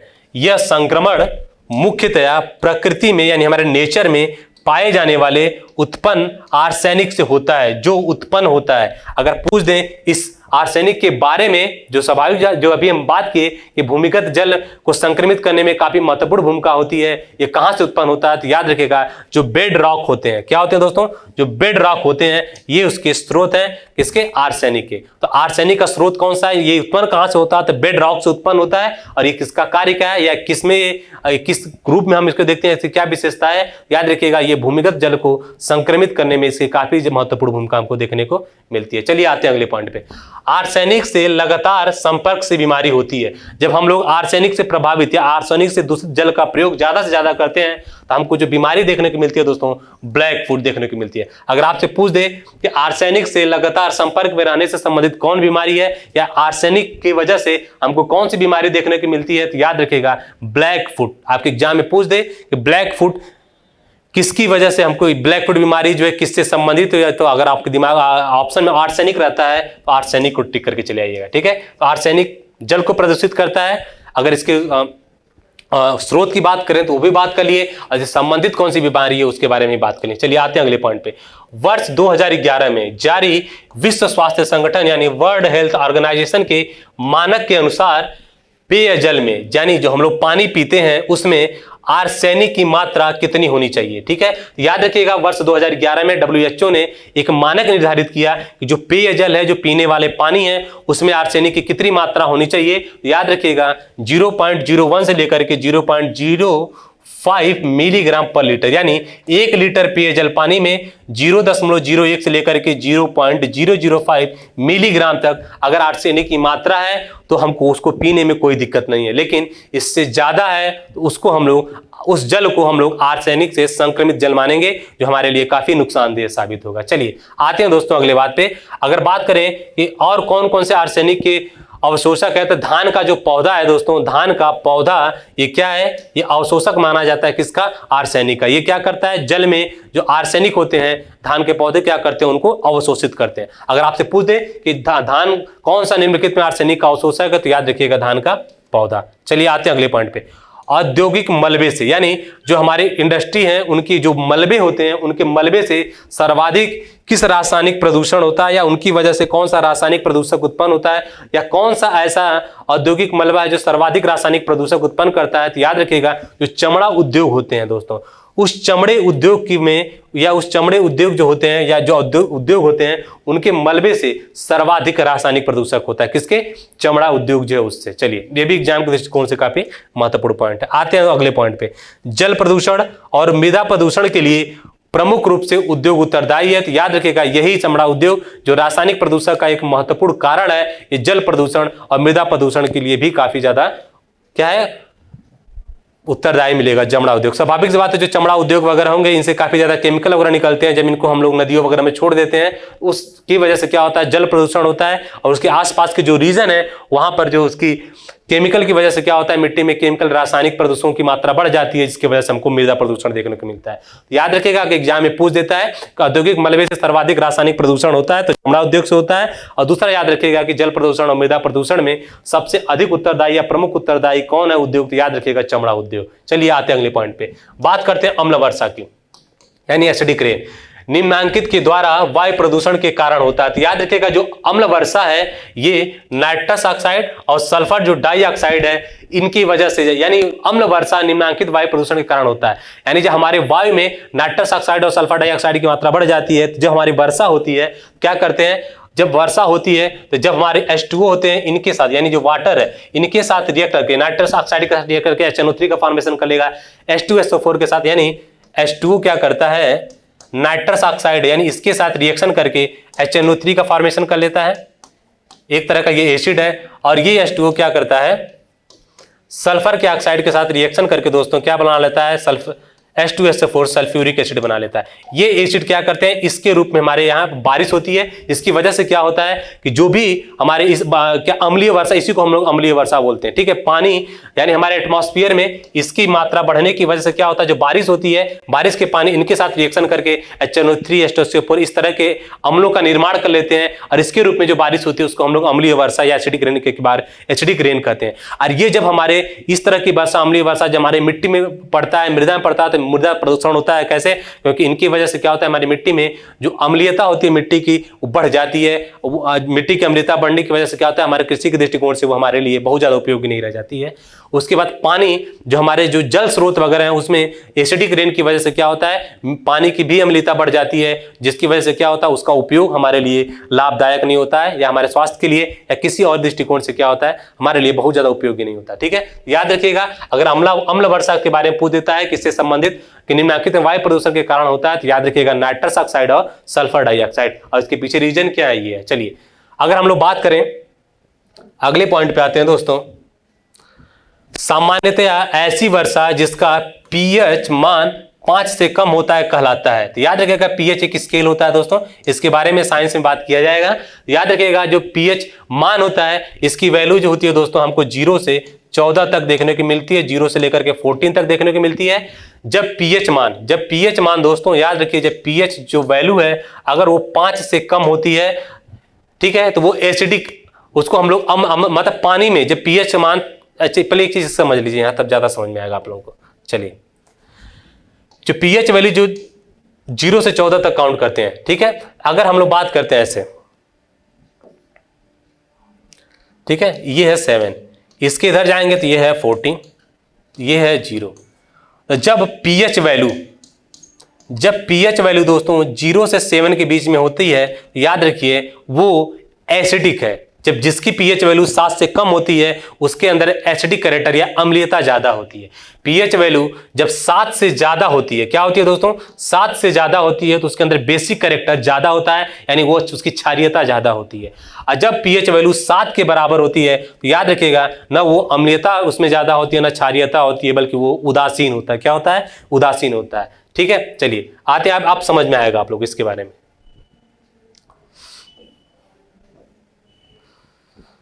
कि सामान्यतः ऐसी वर्षा जिसका पीएच मान 5 से कम होता है क्या कहलाता है? अम्ल वर्षा। अम्ल वर्षा मतलब उसके अंदर एसिडिक कैरेक्टर ज्यादा होगा। इसकी वैल्यू 7 से कम है कि नहीं है? 7 से कम है, इसलिए क्या है, अगर अम्ल वर्षा के बारे में पूछ दे कि अम्ल वर्षा की जो वैल्यू होती है उसका पीएच मान कितना होता है, तो याद रखिएगा 5 से कम होता है। चलिए आते हैं अगले पॉइंट पे।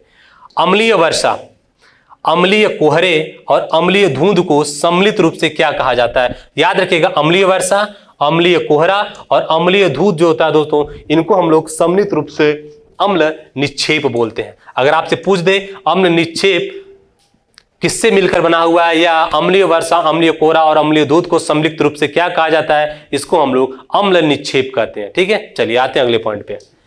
अम्ल वर्षा, अम्ल वर्षा के लिए उत्तरदायी गैसें हैं। याद रखिएगा अभी हमने बात किया नाइट्रोजन के ऑक्साइड और सल्फर डाइऑक्साइड, ये जो 2 गैसें हैं जो अम्ल वर्षा के लिए क्या है, उत्तरदायी गैसें हैं। चलिए आते हैं अगले पॉइंट पे। उद्योगों एवं यातायात के उपकरणों से निष्कृत नाइट्रस ऑक्साइड तथा सल्फर डाइऑक्साइड जैसी गैसें वायुमंडल में स्थित जलवाष्प से प्रतिक्रिया करके सल्फ्यूरिक तथा नाइट्रिक अम्ल बनाती हैं। ठीक है, और ओस अथवा वर्षा की बूंद के रूप में पृथ्वी पर गिरने लगती हैं। ये क्या कहलाती हैं? अम्ल वर्षा कहलाती हैं। इसके बारे में हम लोगों ने अभी मैं आप लोगों को समझाया हूं, ये चीज समझ गए होंगे। चलिए आते हैं अगले पॉइंट पे। अंतर्राष्ट्रीय स्तर पर सल्फर के उत्सर्जन में कमी का प्रयास किया जा रहा है। तो याद रखिएगा हेलसिंकी जो प्रोटोकॉल है, पहले तो याद रखिएगा कि हेलसिंकी प्रोटोकॉल कब हुआ था। याद रखिएगा हेलसिंकी प्रोटोकॉल हुआ था 1985 1985 ईस्वी में। इसी प्रोटोकॉल के तहत दोस्तों इसका प्रोटोकॉल का संबंध क्या है कि अंतर्राष्ट्रीय स्तर पर क्या इनका संबंध है कि सल्फर के उत्सर्जन की कमी लाना इनका प्रयास है। अगर आपसे पूछ देता है कि हेलसिंकी प्रोटोकॉल संबंधित है तो सल्फर के उत्सर्जन में कमी लाने से संबंधित है। और ये प्रोटोकॉल कब आया था? तो 1985 में। यहां पर 2 ही बात सिर्फ याद रखिएगा, बाकी कुछ भी याद रखने की जरूरत नहीं है। सबसे पहले इसका संबंध किससे है और ये कब लाया गया था। चलिए आते हैं अगले पॉइंट पे। ताजमहल पर अम्ल वर्षा से जनित हानिकारक प्रभाव को रोकने के लिए भारत सरकार के द्वारा विकसित किया जा रहा है। हमने बताया था कि अम्ल वर्षा की वजह से न सिर्फ हमको जल प्रदूषण और मृदा प्रदूषण जैसे समस्याएं देखने की मिलती हैं, बल्कि जो हमारे सांस्कृतिक धरोहर वगैरह हैं वहां पर अम्ल वर्षा की वजह से जो उनकी खूबसूरती है, उनको जो दीवारें हैं वो भी क्या ना डैमेज हमको देखने को मिलती हैं, या अम्ल वर्षा की वजह से उनकी दीवारें या उनकी खूबसूरती भी प्रभावित होती हैं। तो इसी चीज को ध्यान में रखते हुए दोस्तों अम्ल वर्षा की वजह से जो ताजमहल की दीवारें हैं या जो ताजमहल है वो भी काफी ज्यादा प्रभावित होने लगा। इस चीज को ध्यान में रखते हुए दोस्तों ताजमहल पर जो अम्ल वर्षा से जो प्रभाव हमको देखने को मिलता था, उस प्रभाव को रोकने के लिए भारत सरकार के द्वारा एक, याद रखिएगा, ताज ट्रोपोजियम जोन के रूप में उसको विकसित किया गया। किसके द्वारा? ताजमहल पर अम्ल वर्षा से जनित हानिकारक प्रभाव को रोकने के लिए भारत सरकार के द्वारा विकसित किया गया। अगर आपसे पूछ देता है कि ताज ट्रेपेजियम जो जोन है ये भारत सरकार के द्वारा किसको, या इसका विकास भारत सरकार के द्वारा क्यों किया गया था, तो याद रखिएगा ताजमहल पर जो अम्ल वर्षा का जो प्रभाव है उस प्रभाव को रोकने के लिए सरकार के द्वारा इस जोन को विकसित किया गया था। ठीक है, चलिए आते हैं अगले पॉइंट पे। SO2 यानी सल्फर डाइऑक्साइड को क्रैकिंग गैस भी कहते हैं। याद रखिएगा सल्फर डाइऑक्साइड को हम लोग क्या बोलते हैं? क्रैकिंग गैस के नाम से भी जानते हैं। क्यों कहते हैं? क्योंकि यदि यह लगातार यह पत्थर पर प्रभावित किए जाए तो पत्थर क्या हो जाता है? ये छत विछत यानी टूट जाता है। यानी सल्फर डाइऑक्साइड जो होता है अगर इसको लगातार पत्थर पर प्रवाहित किया जाए, ये क्या करता है? पत्थर को छत विछत कर देता है। इसी वजह से हम लोग क्रैकिंग गैस के नाम से जानते हैं। तो सल्फर डाइऑक्साइड को क्रैकिंग गैस के नाम से जानते हैं, याद रखिएगा। और क्यों जानते हैं इस चीज को भी दिमाग में रखिएगा। चलिए ये ज्यादा महत्वपूर्ण है, आपको याद रखने की जरूरत है। सल्फर पूछ सकता है कि निम्नलिखित में से किसको क्रैकिंग गैस बोलते हैं, तो किसको बोलते हैं? सल्फर डाइऑक्साइड को। रीजन समझ लीजिएगा, इसलिए बोलते हैं क्योंकि इसका जब प्रभाव लगातार पत्थरों पे होता है तो उसको क्या करता है? पत्थर को ये छत विछत कर देता है। चलिए आते हैं अगले पॉइंट पे।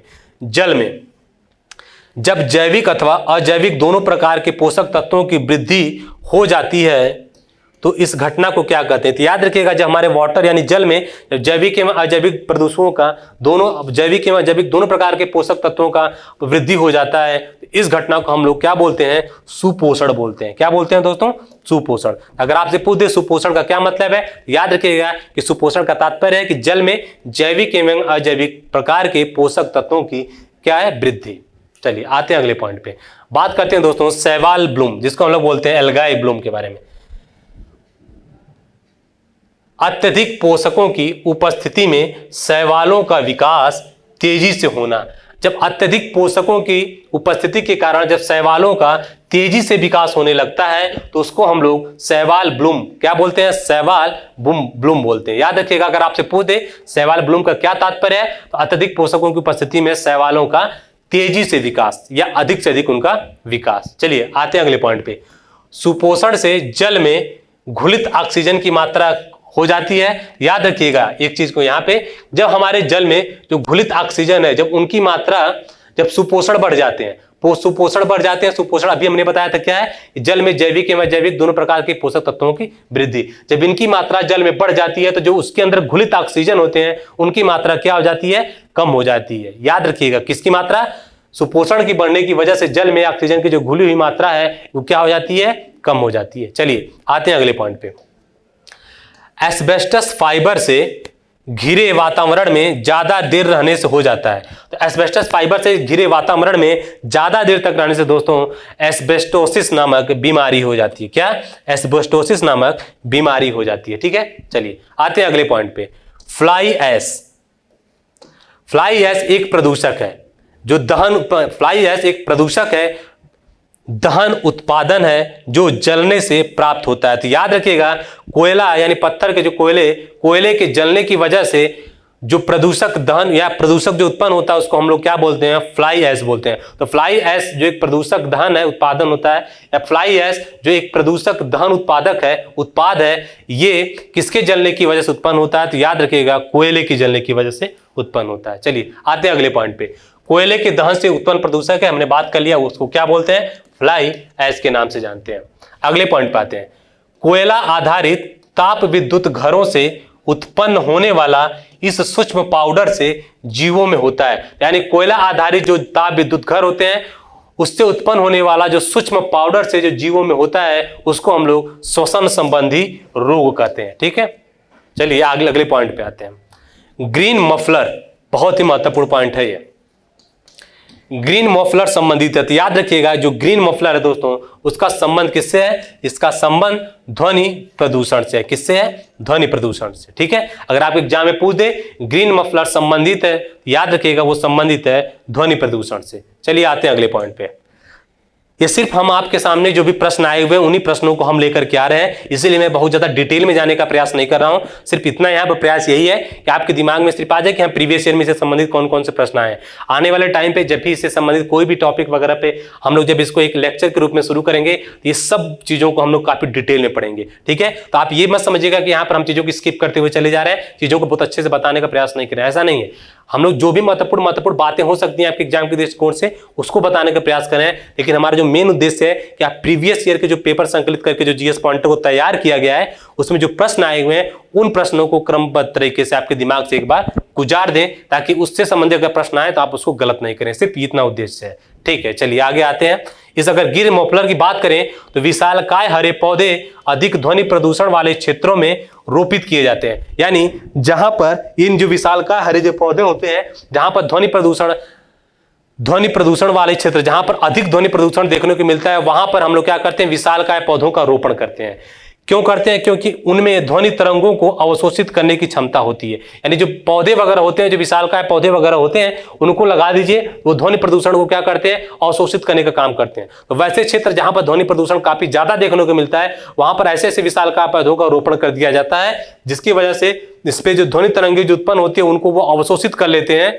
इसकी वजह से क्या होता है, जो ध्वनि प्रदूषण को नियंत्रित करने वाले ये पौधे या ध्वनि प्रदूषण को नियंत्रित करने में इनकी महत्वपूर्ण भूमिका होती है। इसी को हम लोग क्या बोलते हैं, ग्रीन मफलर बोलते हैं। तो मैं उम्मीद करता हूं कि आप समझ गए होंगे ग्रीन मफलर क्या मतलब क्या है, कि ऐसे क्षेत्रों में जहां पर ध्वनि प्रदूषण ज्यादा होता है वहां पर बड़े बड़े पौधों को या विशालकाय पौधों को रोपित करके ध्वनि प्रदूषण को अवशोषित कराने का काम किया जाता है, या ध्वनि तरंगों को अवशोषित कराने का, प्रदूषक नहीं ध्वनि तरंगों को अवशोषित कराने का काम किया जाता है। ठीक है, तो ग्रीन मफलर का संबंध किससे है, याद रखिएगा ध्वनि प्रदूषण से संबंधित है। चलिए आते हैं अगले पॉइंट पे। भोपाल गैस त्रासदी बहुत ही महत्वपूर्ण पॉइंट है, हर बार एग्जाम में आपको पूछने मिलेगा काफी बार। भोपाल गैस त्रासदी, इस गैस का नाम रखिएगा मिथाइल आइसोसाइनेट। पहले याद रखिएगा अगर पूछ देता है कि भोपाल गैस त्रासदी से संबंधित कौन सी गैस है तो मिथाइल आइसोसाइनेट, इसके बारे में याद रखिएगा।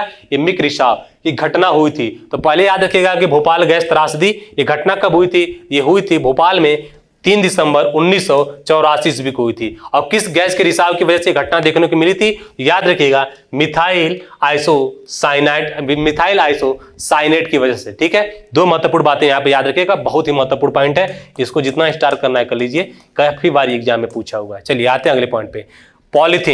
पॉलीथीन की थैलियों को नष्ट नहीं किया जा सकता क्योंकि वे बनी होती हैं। अभी हाल ही में 1 जुलाई से भारत सरकार ने भी पॉलीथीन को पूरी तरह बंद कर दिया गया है। क्यों? क्योंकि हमारे पर्यावरण के दृष्टिकोण से ये काफी ज्यादा हमको क्या देखने को मिलता है, या इनका जो विघटन है वो हमारे पर्यावरण में इनका नहीं हो पाता है, काफी लंबे समय तक बने रहते हैं और ये हमारे पर्यावरण में एक प्रदूषण के रूप में कार्य करते हैं। इसीलिए 1 जुलाई से भारत सरकार के द्वारा इस पर पाबंदी लगा दी गई है, प्रतिबंधित कर दिया गया है। तो आप भी लोग जब भी मार्केट जाइए किसी काम से, आप उन्हीं चीजों का यूज करिए जो प्लास्टिक से बनी हुई नहीं है, ताकि आपकी भी पर्यावरण के बनाए रखने में, उनके सहयोग में आपकी भी महत्वपूर्ण भूमिका निभाए। तो याद रखिएगा, पॉलीथीन की थैलियों को नष्ट नहीं किया जा सकता है। क्यों? क्योंकि ये बनी होती है किससे?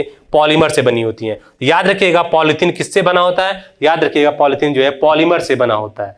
चलिए आते हैं अगले पॉइंट पे। मूलतः कार्बन एवं हाइड्रोजन के अणुओं के मिलने से बनता है। याद रखिएगा, मूलतः कार्बन एवं हाइड्रोजन के अणुओं से मिलने से बनता है, और यह एथिलीन, जिसको हम लोग बोलते हैं C2H4 का पॉलीमर है या बहुलक है। याद रखिएगा, वो है पॉलीथीन। याद रखिएगा, पॉलीथीन क्या है? वो पॉलीमर का बहुलक होता है, और ये कार्बन एवं हाइड्रोजन के अणुओं से मिलकर बना होता है। पॉलीमर यानी एथिलीन की बात कर रहा है। एथिलीन का क्या होता है? ये पॉलीमर होता है या बहुलक होता है। कौन? पॉलीथीन। ठीक है, चलिए आते हैं अगले पॉइंट पे, बात करते हैं पॉलीथीन के बारे में। ठीक है, अगर इस पॉलीथीन के बारे में अगर और कुछ महत्वपूर्ण पॉइंट के बारे में बात करें दोस्तों, तो याद रखिएगा, इसकी खोज जो है 1953 ईस्वी में हुई थी। कहां हुई थी? इटली के एक रसायन शास्त्री थे जिनका नाम था गिलियो नत्ता, और एक थे दोस्तों कार्ल जिगलर, जो जर्मनी के रहने वाले थे।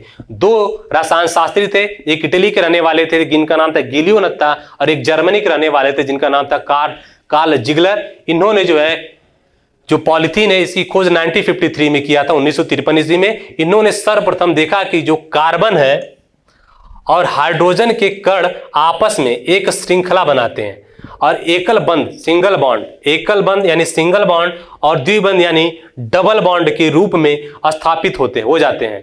इस खोज के लिए गिलियो नत्ता एवं कार्ल जिगलर को 1963 ईस्वी में रसायन के क्षेत्र में नोबेल पुरस्कार दिया गया था। तो यहां पर क्या याद रखने की चीज है? सिर्फ इतना याद रखने की चीज है कि पॉलीथीन की खोज किसने किया था? वो रसायन शास्त्री थे, इटली के रहने वाले थे गिलियो नत्ता, और दूसरे थे कार्ल जिगलर जो जर्मनी के रहने वाले थे। और भी याद रख सकते हैं, तो वर्ष याद रखिएगा 1953, बाकी इसमें कोई भी पॉइंट आपको याद रखने की जरूरत नहीं है। चलिए आते हैं अगले पॉइंट पे। वायु प्रदूषण के जैविक सूचक का कार्य करता है। तो जो लाइकेन है काफी महत्वपूर्ण है। याद रखिएगा, जो लाइकेन है दोस्तों वो वायु प्रदूषण के जैविक सूचक का कार्य करता है। अगर आपसे पूछ देता है लाइकेन कार्य करता है, तो वायु प्रदूषण के जैविक सूचक के रूप में कार्य करता है। ये काफी बार आपके एग्जाम में पूछा हुआ प्रश्न है। आते हैं अगले पॉइंट पे, शैवाल और कवक के द्वारा होता है। याद रखिएगा, शैवाल और कवक यानी जो लाइकेन है, इस लाइकेन की बात करें, ये जो है शैवाल और कवक के द्वारा इनका क्या होता है? निर्माण होता है, जो क्या करते हैं? वायु प्रदूषण के जैविक सूचक के रूप में कार्य करते हैं। ये भी पूछा हुआ है कि जो लाइकेन है वो किससे किससे इनका निर्माण हुआ? तो याद रखिएगा, शैवाल और कवक के रूप में, कवक के द्वारा। जैविक ऑक्सीजन आवश्यकता, जिसको हम लोग बोलते हैं BOD। क्या बोलते हैं दोस्तों? BOD यानी बायो ऑक्सीजन डिमांड की बात करें, एक प्रकार का प्रदूषक सूचकांक है। सबसे पहले याद रखिएगा, जो BOD है जैविक ऑक्सीजन आवश्यकता है, ये क्या है? प्रदूषण सूचकांक है। सबसे पहले तो इसी चीज को दिमाग में रखिए। किस तरह का प्रदूषण सूचकांक है? कि जो जलीय वातावरण है उसमें ये क्या करता है? ये प्रदूषण सूचकांक के रूप में कार्य करता है। यानी जैविक ऑक्सीजन आवश्यकता, यानी जब हमारे जो जल होते हैं उसमें जब ऑक्सीजन की मात्रा या ऑक्सीजन की डिमांड बढ़ जाती है, तो कहीं ना कहीं उसको हम लोग BOD के रूप में परिभाषित करते हैं। और वो क्या है? एक तरह का जो प्रदूषण है, प्रदूषण सूचकांक है। याद रखिएगा, BOD क्या है? एक प्रदूषण सूचकांक है। किसमें? जलीय वातावरण में। अगर बात करें दोस्तों इसके बारे में, BOD का अधिक होना क्या दर्शाता है? जब हमारे जल में BOD अधिक होता है तो वो जल के संक्रमित होने को दर्शाता है। जैसे जल में क्या है, मान लीजिए दोस्तों, जल में जब प्रदूषण की मात्रा काफी ज्यादा बढ़ जाती है, काफी ज्यादा बढ़ जाती है तो उसकी वजह से क्या होता है, इनके विघटन के लिए दोस्तों अधिक से अधिक ऑक्सीजन की डिमांड बढ़ जाती है। वो क्या करते हैं, जो भी उसमें कार्बनिक पदार्थ वगैरह होते हैं उनको ज्यादा से ज्यादा क्या करते हैं, विघटित करने के लिए ज्यादा से ज्यादा ऑक्सीजन का उपयोग करने लगते हैं। जब ज्यादा से ज्यादा ऑक्सीजन का उपयोग करने लगेंगे तो ऑक्सीजन की डिमांड क्या हो जाती है, बढ़ जाती है। यानी जल के ज्यादा प्रदूषित होने की वजह से क्या होता है, ऑक्सीजन की डिमांड काफी ज्यादा बढ़ जाती है। इसी को हम लोग बीओडी के रूप में दर्शाते हैं या परिभाषित करते हैं। इसको हम लोग कहते हैं बायोलॉजिकल ऑक्सीजन डिमांड। ठीक है, यानी पानी में बीओडी का अधिक होना यह दर्शाता है कि हमारे जल में जो प्रदूषण है उनकी मात्रा बढ़ गई है, या जल क्या है, संक्रमित हो गया है, ज्यादा से ज्यादा संक्रमित हो गया। ठीक है, तो आप समझ गए होंगे कि बीओडी का क्या तात्पर्य है और इसका संबंध किससे है। चलिए आगे आते हैं दोस्तों। कार्बनिक अपशिष्ट जैसे सीवेज की बात करते हैं, उसकी मात्रा बढ़ने से अपघटन की जो दर है वो बढ़ जाती है। अभी हमने बात किया ऑक्सीजन का उपयोग भी इसी के साथ साथ बढ़ जाता है। यानी अगर कार्बनिक अपशिष्ट जैसे सीवेज वगैरह है या प्रदूषित जल है, जब उसमें दोस्तों कार्बनिक अपशिष्टों की मात्रा जब बढ़ जाती है तो उनके विघटन की दर भी क्या हो जाती है, बढ़ जाती है। उनके अपघटन की दर भी बढ़ जाती है। जब अपघटन की दर बढ़ जाती है तो ऑक्सीजन का जो उपयोग है वो भी काफी ज्यादा बढ़ जाता है, जिसके द्वारा क्या होता है, इसके फलस्वरूप क्या होता है दोस्तों, किसकी मात्रा घट जाती है, तो ऑक्सीजन की मात्रा जो होती है, यानी जो डिजॉल्व ऑक्सीजन है उनकी मात्रा घट जाती है। जब डिजॉल्व ऑक्सीजन की मात्रा घट जाती है तो ऑक्सीजन की मात्रा की जरूरत पड़ जाती है, जिसको हम लोग बीओडी के रूप में परिभाषित करते हैं, जिसको बोलते हैं बायोलॉजिकल ऑक्सीजन डिमांड। ठीक है, अगर यही दिमाग में रखिएगा, यानी पानी के संक्रमित होने पर बीओडी बढ़ता है। और क्यों बढ़ता है, क्योंकि उसमें जो डीओ है यानी डिजॉल्व ऑक्सीजन है उसकी मात्रा घट जाती है। क्यों घट जाती है, क्योंकि अपघटन की वजह से क्या होता है, ज्यादा से ज्यादा अपघटन की दर बढ़ने की वजह से जो जैविक जो ऑक्सीजन है उसका उपयोग बढ़ जाता है। तो जो पहले से हमारे पानी में उपस्थित जो ऑक्सीजन थे उसकी मात्रा कम हो जाती है। जब कम हो जाती है तो उसकी डिमांड बढ़ जाती है। ठीक है, तो डिजॉल्व ऑक्सीजन की मात्रा कम होने की वजह से बीओडी क्या हो जाता है, बढ़ जाता है। याद रखिएगा, यानी आपसे अगर पूछ दे कि बीओडी और डीओडी में, डीओ डिजॉल्व ऑक्सीजन में क्या संबंध होता है, तो याद रखिएगा बीओडी और डिजॉल्व एक दूसरे के इनवर्स होते हैं, यानी एक दूसरे के व्युत्क्रम होते हैं। यानी डिजॉल्व ऑक्सीजन की मात्रा ज्यादा है तो बीओडी कम होगा, अगर बीओडी ज्यादा है या डीओ की मात्रा, डिजॉल्व ऑक्सीजन की मात्रा कम है तो बीओडी ज्यादा होगा। यानी वो रिप्रेजेंट करेगा कि हमारा जल ज्यादा प्रदूषित है या संक्रमित है। चलिए आते हैं दोस्तों अगले पॉइंट पे। जिस जलाशय के डीओ का मान 8 मिलीग्राम पर लीटर से नीचे हो जाता है उसे हम लोग रखते हैं। तो याद रखिएगा, जब हमारे जलाशय के अंदर डिजॉल्व ऑक्सीजन की मात्रा 8 मिलीग्राम पर लीटर से कम हो जाती है तो उसको हम लोग संक्रमित जल के श्रेणी में रखते हैं। अगर आपसे पूछ देगा कि संक्रमित जल के लिए जो निर्धारित मापन है या पैमाना है वो क्या है, याद रखिएगा जो संक्रमित जल होगा, अगर उस जलाशय उसको हम लोग बोलेंगे जिसमें जो डिजॉल्व ऑक्सीजन है उसमें उसका जो मात्रा है, डिजॉल्व ऑक्सीजन का जो मान है, जो वैल्यू है वो 8 मिलीग्राम पर लीटर से क्या है, नीचे चला गया है। ठीक है, चलिए आते हैं अगले पॉइंट पे। नदी में जल प्रदूषण के निर्धारण के लिए घुलू ही मात्रा मापी जाती है। याद रखिएगा, नदी में जल प्रदूषण के निर्धारण के लिए घुलू ही मात्रा जो मापी जाती है वो किसकी, ऑक्सीजन की। इसके बारे में भी हम लोग बात कर लिए। आते हैं अगले पॉइंट पे, जैव उपचारण, इसको हम लोग बोलते हैं दोस्तों बायो रिमेडिएशन। जैव उपचारण से क्या तात्पर्य है, तो याद रखिएगा जैव उपचारण से क्या तात्पर्य है, जीवों द्वारा पर्यावरण से विषैली पदार्थों का निष्कासन। जब जीवों के द्वारा पर्यावरण से विषैली यानी जो टॉक्सिक एलिमेंट्स हैं उनका जब निष्कासन किया जाता है तो इस प्रक्रिया को हम लोग जैव उपचारण के नाम से जानते हैं। यानी जीवों के द्वारा उपचार करना किसका, जो पर्यावरण में जो टॉक्सिक पदार्थ हैं उनको, जब पर्यावरण में टॉक्सिक पदार्थों को जीवों के द्वारा उनका निस्तारण किया जाता है, उनको निष्कासित किया जाता है, तो उसको हम लोग बोलते हैं जैव उपचारण। ठीक है, चलिए आते हैं अगले पॉइंट पे। जैवोपचार यदि प्रदूषण प्रभावित क्षेत्र में किया जाता है तो इसे क्या कहा जाता है, और यह प्रक्रिया दोस्तों जब हम लोग प्रदूषण प्रभावित क्षेत्र में करते हैं तो उसको हम लोग स्वस्थानीय जैव उपचार बोलते हैं, यानी इन सिटू बायो रिमेडिएशन बोलते हैं। ठीक है, चलिए आते हैं अगले पॉइंट पे।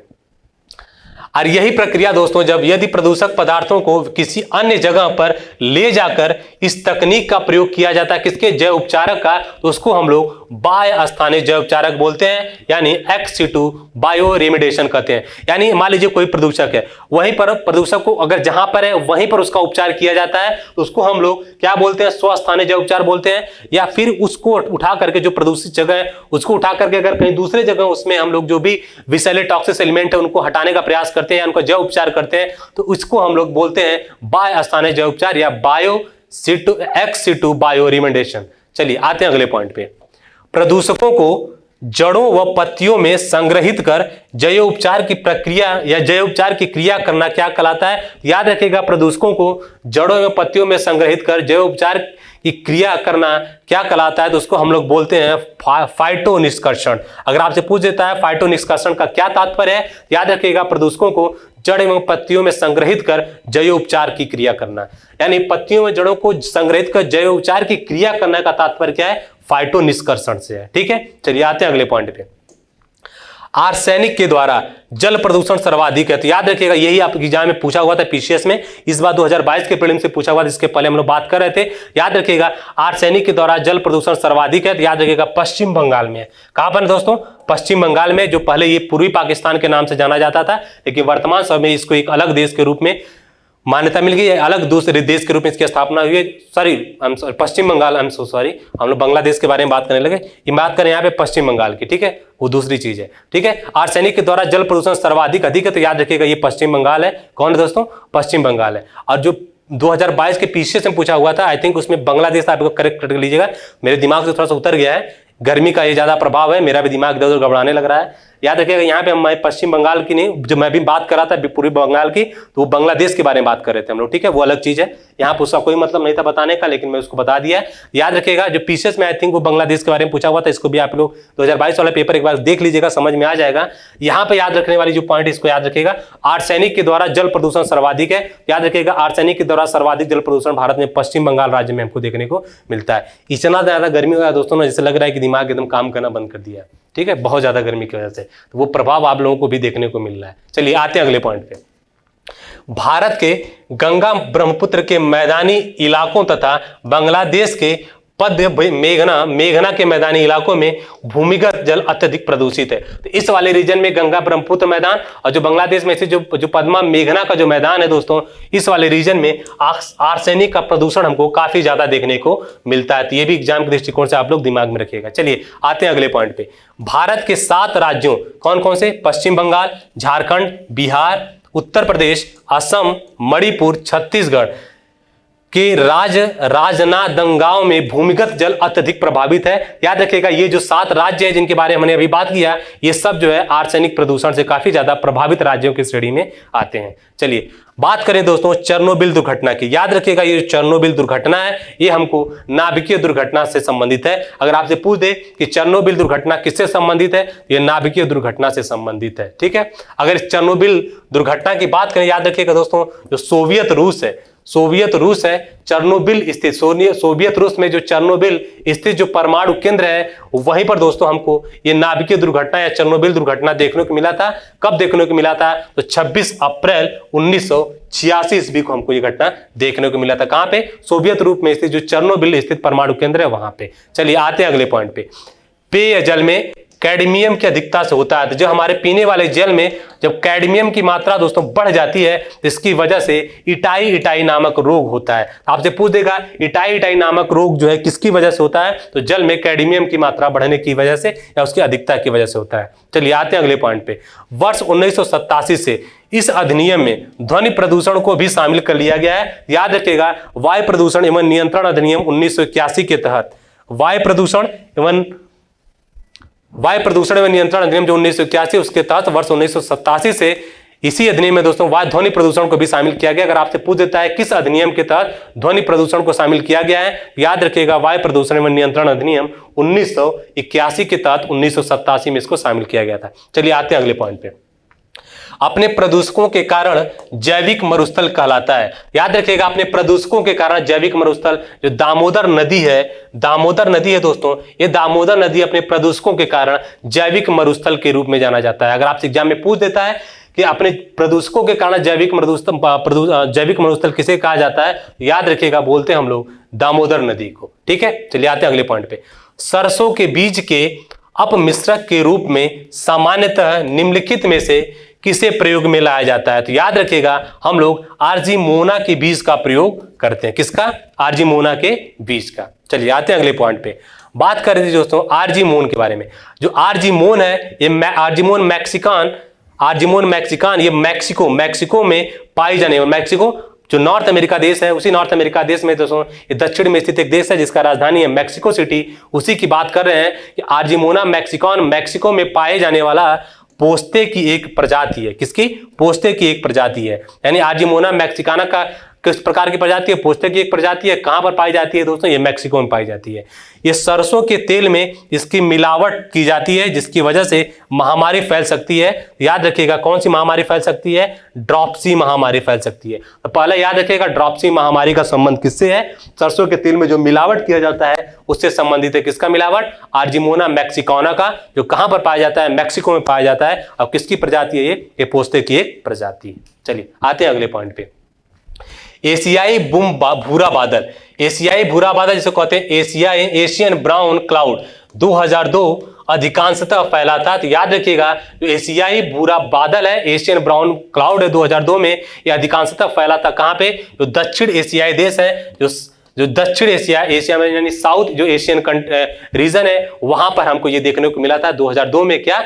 एशियाई भूरा बादल या एशियन ब्राउन क्लाउड। चलिए आते हैं दोस्तों इसके बारे में अगर बात करें। जो एशियाई ब्राउन क्लाउड है या एशिया भूरा जो बादल है ये उत्पन्न हुआ था। दोस्तों याद रखिएगा ये इसका संबंध वायु प्रदूषण से, यानी सन 2002 में वायु प्रदूषण के कारण दक्षिण एशियाई देशों में, दक्षिण एशिया में जो एशियाई भूरा बादल है वो हमको देखने को मिला था। चलिए आते हैं अगले पॉइंट पे। सिगरेट के धुएं में दोस्तों मुख्य प्रदूषक है। याद रखिएगा जो कार्बन मोनोऑक्साइड और बेंजीन है जिसके बारे में हम लोग बात कर चुके हैं। ये सिगरेट के जो धुएं होते हैं उसकी वजह से जो प्रदूषक होता है या उस प्रदूषक में क्या किसकी महत्वपूर्ण भूमिका होती है? तो कार्बन मोनोऑक्साइड और बेंजीन की हमको भूमिका देखने को मिलती है। चलिए कुछ और महत्वपूर्ण बात कर लेते हैं जो ध्यान रखिएगा, जो सम्मिलित करने से संबंधित आपके प्रश्न जो आते हैं। तो याद रखिएगा जो एस्बेस्टस धूल है इसका संबंध किससे है? फेफड़े से है।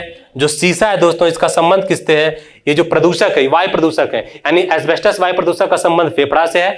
शीशा वायु प्रदूषक का संबंध मस्तिष्क है। पारा वायु प्रदूषक का संबंध दोस्तों किससे है? उदर से है। कार्बन जो मोनोऑक्साइड है इस प्रदूषक का जो संबंध दोस्तों किससे है? लीवर और किडनी की क्षति से है। नाइट्रोजन की जो ऑक्साइड है इसका संबंध कैंसर से है। धूल के जो कण है इनका संबंध स्वास्थ्य संबंधी रोग से है। और जो फिर शीशा की बात करें दोस्तों इसका संबंध केंद्रीय नर्वस सिस्टम से है। ये सब जो महत्वपूर्ण प्रदूषक है इनका संबंध या ये किस किस चीज को प्रभावित करते हैं इसको आप लोग नोट कर लीजिएगा, ये सब आपके एग्जाम में पूछता है। चलिए आते हैं अगले पॉइंट पे।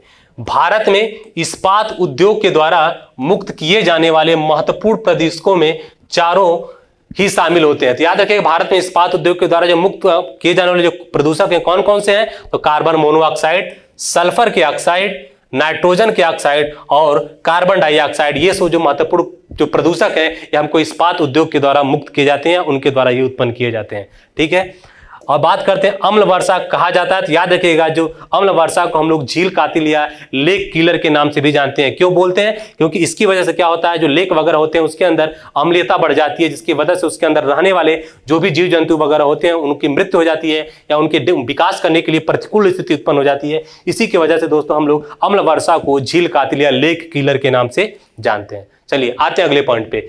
चीन, जापान, नॉर्वे और संयुक्त राज्य अमेरिका में से जिस देश में सर्वाधिक अम्लीय वर्षा होती है, याद रखिएगा ये वर्षा सबसे ज्यादा हमको नॉर्वे देश में देखने को मिलता है। चलिए आते हैं अगले पॉइंट पे। उत्सर्जन उष्मीय शक्ति संयंत्रों में कोयला दहन से उत्सर्जित होता है या होते हैं। तो याद रखिएगा उत्सर्जन उसमें जो शक्ति संयंत्र होता है उनमें कोयला दहन की वजह से कार्बन डाइऑक्साइड, नाइट्रोजन के ऑक्साइड, सल्फर के ऑक्साइड ये सब हमको देखने को मिलता है। ये काफी महत्वपूर्ण है, आपके एग्जाम में पूछ सकता है कि कोयले के दहन से कौन कौन सी गैसें उत्पन्न होती हैं, इस चीज को दिमाग में रखिएगा। चलिए आते हैं अगले पॉइंट पे। यह सूक्ष्म पाउडर होता है जो वायु के साथ दूर तक यात्रा करता है। इसमें सीसा, आर्सेनिक, कापर जैसी जहरीली भारी धातुओं के कण भी होते हैं। याद रखिएगा हम लोग बात करते हैं फ्लाई ऐश की, जो कोयले के दहन से उत्पन्न होता है। इसी फ्लाई ऐश में दोस्तों हमको क्या देखने को मिलता है? सीसा, आर्सेनिक, कापर जैसी जहरीली भारी धातुओं जो इसमें देखने को मिलती है, जो क्या होती हैं? ये हमारे वायु के साथ दूर यात्रा तक फैलती हैं या इनका फैलाव होता है। चलिए आते हैं अगले पॉइंट पे। मुख्यतया एस्परजिलस फ्लेवस के द्वारा उत्पन्न होता है। तो याद रखिएगा इसके द्वारा एफ्लाटॉक्सिन इसके द्वारा मुख्यतः क्या होता है? उत्पन्न होता है।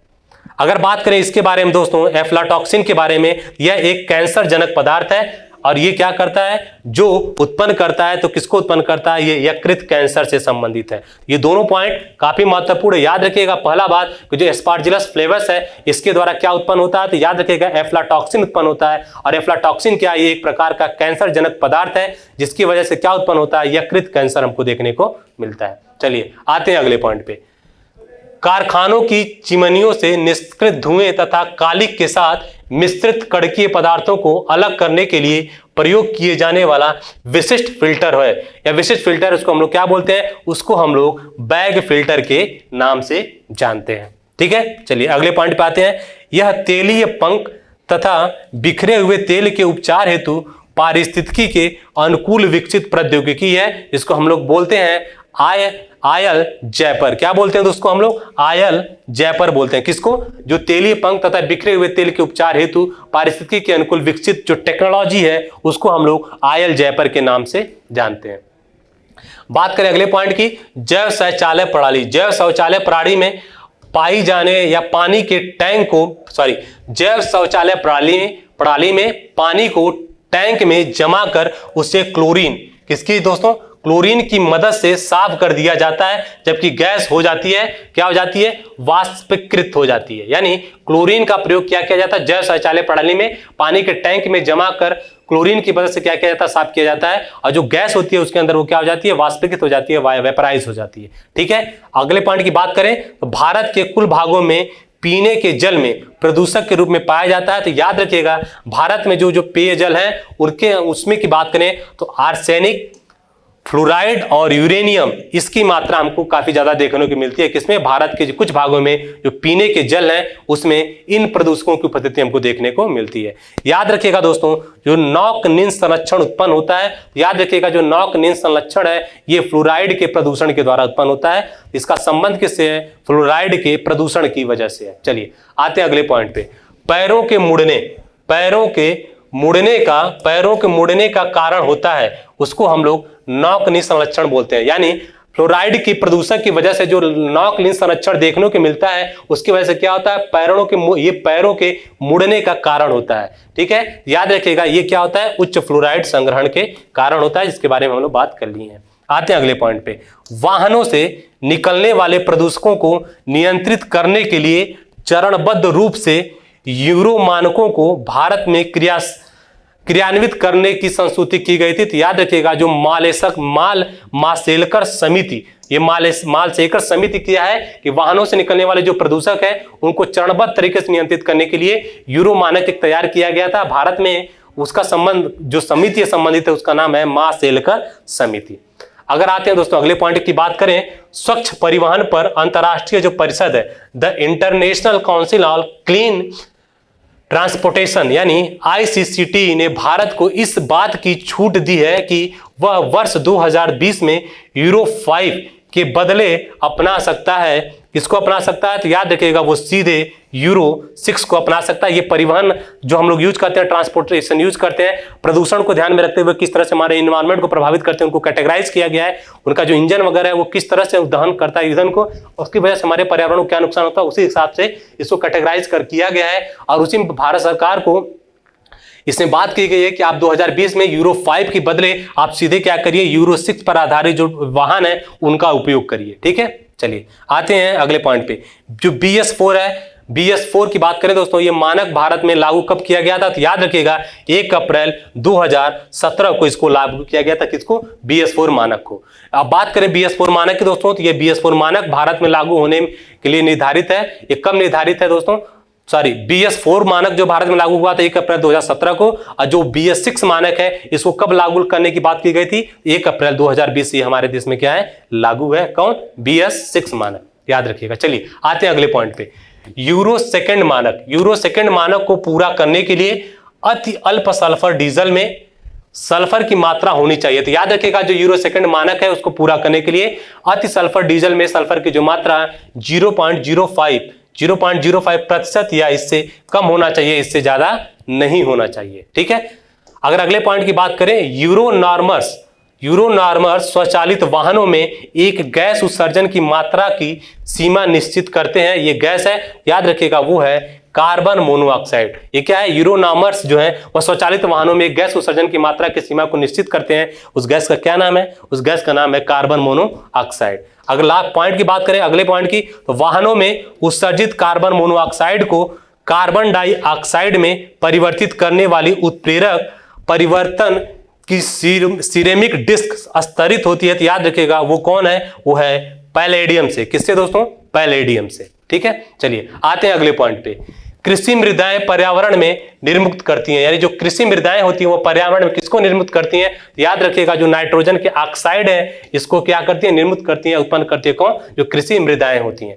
अगले पॉइंट पे याद रखिए दोस्तों, जो विस्तारित उत्पाद दायित्व है जिसको ईपीआर बोलते हैं, जिसको बोलते हैं एक्सटेंडेड प्रोड्यूसर रिस्पॉन्सिबिलिटी, इसका आरंभ कब भारत में किया गया था, तो याद रखिएगा ई अपशिष्ट प्रबंधन और हस्तांतरण नियम जो 2011 में है, इसमें इसी वर्ष इसको क्या किया गया था, स्थापित किया गया था, किसको, ईपीआर को। ठीक है, चलिए बात करते हैं जल संरक्षण से संबंधित।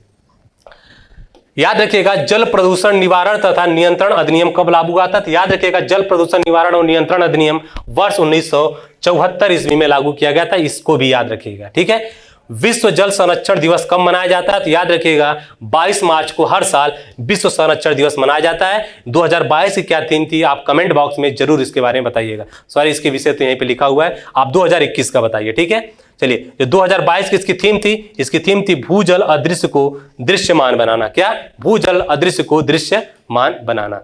बात करें अगले पॉइंट की, तो भारत सरकार के द्वारा जो केंद्रीय गंगा प्राधिकरण है उसका गठन कब किया गया था, तो याद रखिएगा केंद्रीय गंगा प्राधिकरण का गठन वर्ष 1985 ईस्वी में किया गया था। इस समय कौन थे, किसके समय पर हुआ था, ये केंद्रीय गंगा प्राधिकरण है इसके समय हुआ था, जिसके राजीव गांधी के समय पर हुआ था। ठीक है, चलिए सितंबर 1995 ईस्वी में इसी का नाम दोस्तों बदल करके क्या कर दिया गया, राष्ट्रीय नदी संरक्षण प्राधिकरण कर दिया गया। क्या कर दिया गया, राष्ट्रीय संरक्षण नदी प्राधिकरण कर दिया गया था, किसका नाम बदल करके, केंद्रीय गंगा प्राधिकरण का, जिसका गठन कब हुआ था, 1985 ईस्वी में। वर्तमान में इसे राष्ट्रीय नदी संरक्षण प्राधिकरण यानी एनआरसीए के नाम से जाना जाता है। इसके बाद अध्यक्ष कौन होते हैं, प्रधानमंत्री हैं, जो क्या है, किसके, केंद्रीय गंगा प्राधिकरण के। ठीक है, चलिए इससे महत्वपूर्ण क्या क्या बातें हम लोग देख चुके हैं। आते हैं अगले पॉइंट पे।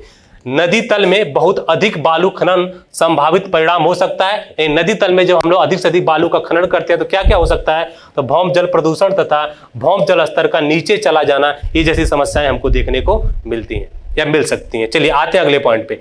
National Ganga river basin authority, national Ganga river basin authority की स्थापना कब हुई थी, याद रखिएगा इसकी स्थापना फरवरी 2009 में हमको देखने को मिलती है। किसकी स्थापना, national Ganga river basin authority की स्थापना फरवरी 2009 में देखने को मिलती है। ठीक है, अगले पॉइंट की बात करें, जो केंद्रीय बजट दोस्तों 2014 था उसमें समन्वित गंगा संरक्षण अभियान को क्या कहा गया था, तो याद रखिएगा कि केंद्रीय बजट 2014 में जो समन्वित गंगा संरक्षण अभियान था उसी को हम लोग नमामि गंगे क्या कहे या नमामि गंगे के नाम दिया गया था। आपसे पूछ सकता है कि नमामि गंगे किस बजट से संबंधित है, तो याद रखिएगा केंद्रीय बजट 2014 से। अगले पॉइंट पर आते हैं, जिस पर्यावरणविद को जल पुरुष के रूप में जाना जाता है, तो याद रखिएगा जो राजेंद्र सिंह है दोस्तों, इनको हम लोग जल पुरुष के नाम से जानते हैं। अगले पॉइंट की बात करें दोस्तों, तरुण भारत संघ नामक गैर सरकारी जो संगठन है उसके चेयरमैन है, याद रखिएगा दोस्तों, राजेंद्र सिंह है। तरुण भारत संघ नामक जो गैर सरकारी संगठन है इसके चेयरमैन कौन है, तो राजेंद्र सिंह है।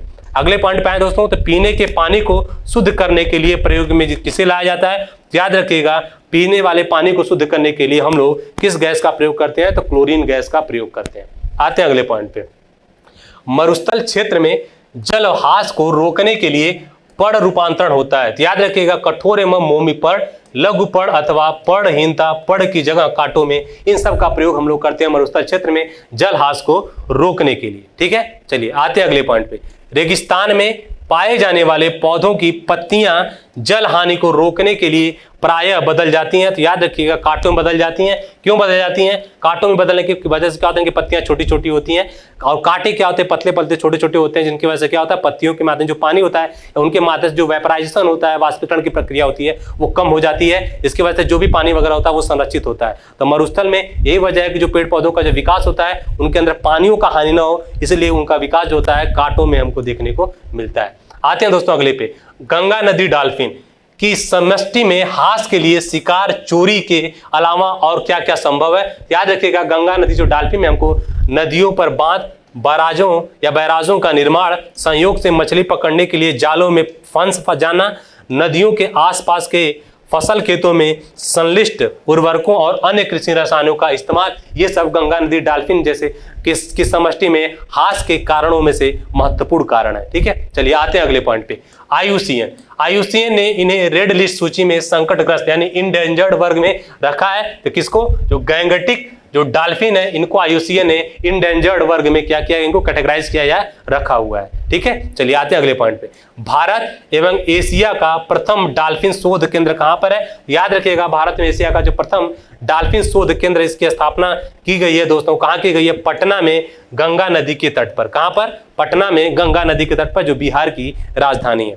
अगले पॉइंट की बात करें तो कई डॉल्फिन संयोग के से मछली पकड़ने वाले जाल में फंस जाते हैं, और इसे क्या कहते हैं दोस्तों? इसको हम लोग बाई कैच कहते हैं। क्या बोलते हैं? By catch. यानी बाई कैच का क्या तात्पर्य है? एक जो डॉल्फिन संयोग से मछली पकड़ने वाले जाल में फंस जाना के क्या कहलाता है? बाई कैच के नाम से उसको जाना जाता है। अगले पॉइंट पे, अगला पॉइंट है दोस्तों, गंगा नदी डॉल्फिन का वैज्ञानिक नाम क्या है? तो याद रखिएगा, गंगा जो नदी डॉल्फिन है ये बहुत ही महत्वपूर्ण है एग्जाम के दृष्टिकोण से। इसका जो वैज्ञानिक नाम है या इसका साइंटिफिक नेम क्या है? इसका साइंटिफिक नेम दोस्तों प्लास्टेनिस्टा गैंगेटिका। प्लास्टेनिस्टा गैंगेटिका क्या है? जो गंगा नदी डॉल्फिन है, इसका क्या है? ये वैज्ञानिक नाम है। इसके बारे में बात करें दोस्तों कि 2010 में, कब दोस्तों? 2010 में भारत सरकार के द्वारा यानी इंडियन गवर्नमेंट के द्वारा इसी गंगा नदी जो डॉल्फिन है, इस गंगा नदी डॉल्फिन को राष्ट्रीय जलीय जीव घोषित किया गया था। अगर आपके एग्जाम में ये पूछ देता है राष्ट्रीय जलीय जीव घोषित किया, ठीक है, तो गंगा नदी डॉल्फिन जो है इसको भारत सरकार के द्वारा 2010 में राष्ट्रीय जलीय जीव घोषित किया गया है, जिसका वैज्ञानिक नाम क्या है? प्लास्टेनिस्टा गैंगेटिका। ठीक है, चलिए आते हैं अगले पॉइंट पे। गंगा नदी डॉल्फिन जो संरक्षण है, गंगा नदी डॉल्फिन संरक्षण कार्यक्रम, ये कब आरंभ किया गया था? तो याद रखिएगा, गंगा नदी डॉल्फिन संरक्षण कार्यक्रम को 1997 ईस्वी में कब किया गया था? इसको शुरू किया गया था। तो ये भी आपके एग्जाम में पूछा हुआ है और पूछ भी सकता है, तो ये भी दिमाग में आप लोग रखिएगा।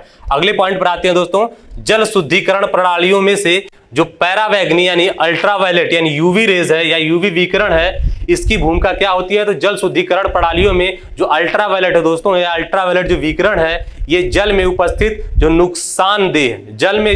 नुकसानदेह या नुकसान करने वाले जो सूक्ष्म जीव हैं, उनको निष्क्रिय या उनको नष्ट करने के लिए या उनको मार देता है। कौन? Ultraviolet rays, UV raise. ठीक है, तो याद रखिएगा, जल को शुद्धिकरण के लिए या जल को स्वच्छ बनाने के लिए हम लोग यूवी रेज यानी अल्ट्रावायलेट रेज का प्रयोग करते हैं। इस चीज को भी दिमाग में आप लोग रखिएगा। चलिए अगर बात करें इसके बारे में कि जो परावैगनी विकिरण है, जिसको हम लोग बोलते हैं यूवी रेज, अल्ट्रावायलेट रेज दोस्तों, एक प्रकार है, तो याद रखिएगा ये एक तरह का विद्युत चुंबकीय विकिरण है, यानी एक तरह का ये इलेक्ट्रोमैग्नेटिक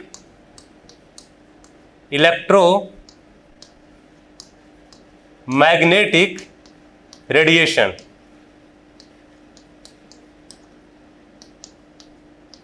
ठीक है, इलेक्ट्रोमैग्नेटिक रेडिएशन है। कौन? Ultraviolet rain.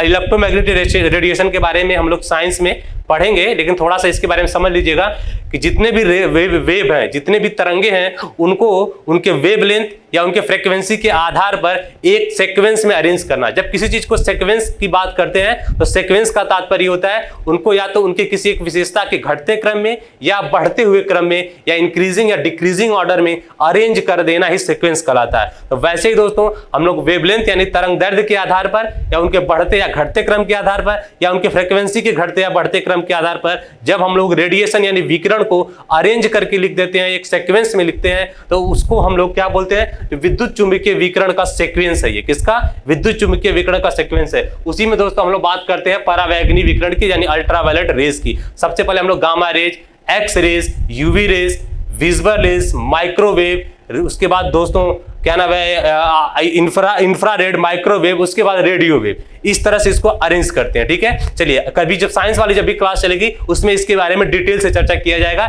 यहां पर सिर्फ जो दिमाग में याद रखने वाली चीज है, याद रखिएगा जो परावैगनी विकिरण है ये एक प्रकार का क्या है? इलेक्ट्रोमैग्नेटिक रेडिएशन है, यानी विद्युत चुंबकीय विकिरण है, जिसका उपयोग जल के शुद्धिकरण में किया जाता है। ठीक है, ये इसके बारे में और भी पढ़े होंगे, जो हम लोग ओजोन लेयर पढ़ा रहे थे उसमें इसका क्या भूमिका होता है वो सब भी पढ़े होंगे। चलिए आते हैं अगले पॉइंट पे। जल को जीवाणु मुक्त करने हेतु प्रयुक्त होता है, और जल को हम लोग जीवाणु मुक्त करने के लिए, उनके शुद्धिकरण के लिए और कौन कौन सी चीजों का प्रयोग करते हैं ये भी रखिएगा दिमाग में। ओजोन का प्रयोग करते हैं, क्लोरीन डाइऑक्साइड का प्रयोग करते हैं, और क्लोरामीन का भी प्रयोग करते हैं, क्लोरामीन का। ठीक है, ये भी सब क्या है, जल को शुद्ध करने के लिए, या जल में जो भी जीवाणु हैं उनसे मुक्त करने के लिए, उनको मारने के लिए इन सब का प्रयोग किया जाता है। तो आपके एग्जाम में ये पूछ देता है कि किस किस का प्रयोग जल के शुद्धिकरण में किया जाता है। तो जिसका भी इस चीजों में जो बता रहा हूं, यूवी रेस का, ओजोन का, क्लोरीन डाइऑक्साइड का, क्लोरामीन का, ये सब चीजों का प्रयोग हम लोग करते हैं। ठीक है, ये सब दिमाग में रखिएगा। चलिए आते हैं दोस्तों अगले पॉइंट पे। यमुना एक्शन प्लान कौन दोस्तों? यमुना एक्शन प्लान औपचारिक रूप से कब प्रारंभ किया गया था? तो याद रखिएगा वर्ष 1993 ईस्वी में यमुना एक्शन प्लान जो शुरू किया गया था। कब शुरू किया गया था? वर्ष 1993 ईस्वी में शुरू किया गया था। 1993 में 1993 में। याद रखिएगा, ये सब एग्जाम में आपके पूछ सकता है मैच द फॉलोइंग करके, या सीधे सीधे पूछ सकता है निम्नलिखित में से किस वर्ष यमुना एक्शन प्लान शुरू किया गया था। याद रखिएगा 1993 ईस्वी में। चलिए आते हैं अगले पॉइंट पे। श्री श्री रविशंकर, इनके बारे में आप लोग जानते ही होंगे। इनकी एक संस्था है जिसका नाम है आर्ट ऑफ लिविंग। अगर आपसे पूछ दे कि आर्ट ऑफ लिविंग जो संस्था है किसकी है, तो याद रखिएगा जो श्री श्री रविशंकर जी उनकी है। इनके द्वारा बर्ड कल्चर फेस्टिवल, इनके द्वारा जो इनकी संस्था है आर्ट ऑफ लिविंग, उसके द्वारा जो बर्ड कल्चर फेस्टिवल आयोजित किया गया था। तो याद रखिएगा कब आयोजित किया गया था? 11 से 13 मार्च 2016 के बीच। वर्ष याद रखिए 2016 में। अगर दिन पूछता है तो 11 से 13 मार्च में 11 से 13 मार्च तक ये फेस्टिवल चलाया गया था। कौन? World culture festival. किसके द्वारा? आर्ट ऑफ लिविंग के द्वारा। और ये किसकी संस्था है? याद रखिएगा श्री श्री शंकर जी की संस्था है। चलिए आते हैं अगले पॉइंट पे। वर्तमान में मैली से निर्मल, याद रखिएगा मैली से निर्मल यमुना पुनरुद्धार योजना 2017 चलाई जा रही है। यह स्वच्छता में महत्वपूर्ण भूमिका निभाएगी। तो यमुना जो ये पुनरुद्धार योजना, स्वाभाविक सी बात है, ये यमुना की स्वच्छता में ये महत्वपूर्ण भूमिका निभाएगी। यहाँ पर याद रखिएगा सिर्फ इतना कि मैली से निर्मल जो यमुना पुनरुद्धार योजना है ये कब चलाई गई थी? इस वर्ष को याद रखिएगा वर्ष 2017 में इसको चलाया गया था। किस लिए चलाया गया था? यमुना में जो प्रदूषण है उस प्रदूषण को समाप्त करने के लिए, या उसको मिनिमाइज करने के लिए, या दूसरे भाषा में अगर बात करें दोस्तों, या दूसरे रूप में अगर बात करें तो स्वच्छता के लिए, यमुना के स्वच्छता में या इसको स्वच्छ बनाने के लिए इस योजना को शुरू किया गया था। मैली से निर्मल यमुना पुनरुद्धार योजना कब? 2017 ईस्वी में। ठीक है, तो पर्यावरण पारिस्थितिकी से संबंधित जो भी महत्वपूर्ण चीजें थी हमारे जीएस पॉइंटर में, उसमें जितनी भी चीजें थी हम जो है उसको डिस्कस कर चुके हैं। आपके एग्जाम के दृष्टिकोण से मैं उम्मीद करता हूं कि आप लोगों के लिए काफी ज्यादा हेल्पफुल होगा। इस वीडियो को खूब लाइक करिए, शेयर करिए, और जितना हो सके इसको आप क्या करिए, इसका नोट्स बना करके बार बार रिवाइज करिए। ये सब आपके एग्जाम में हेल्पफुल होगा। ठीक है, चलिए फिर हम लोग मिलते हैं किसी दिन अगले टॉपिक को लेकर के। नमस्कार, जय हिंद दोस्तों।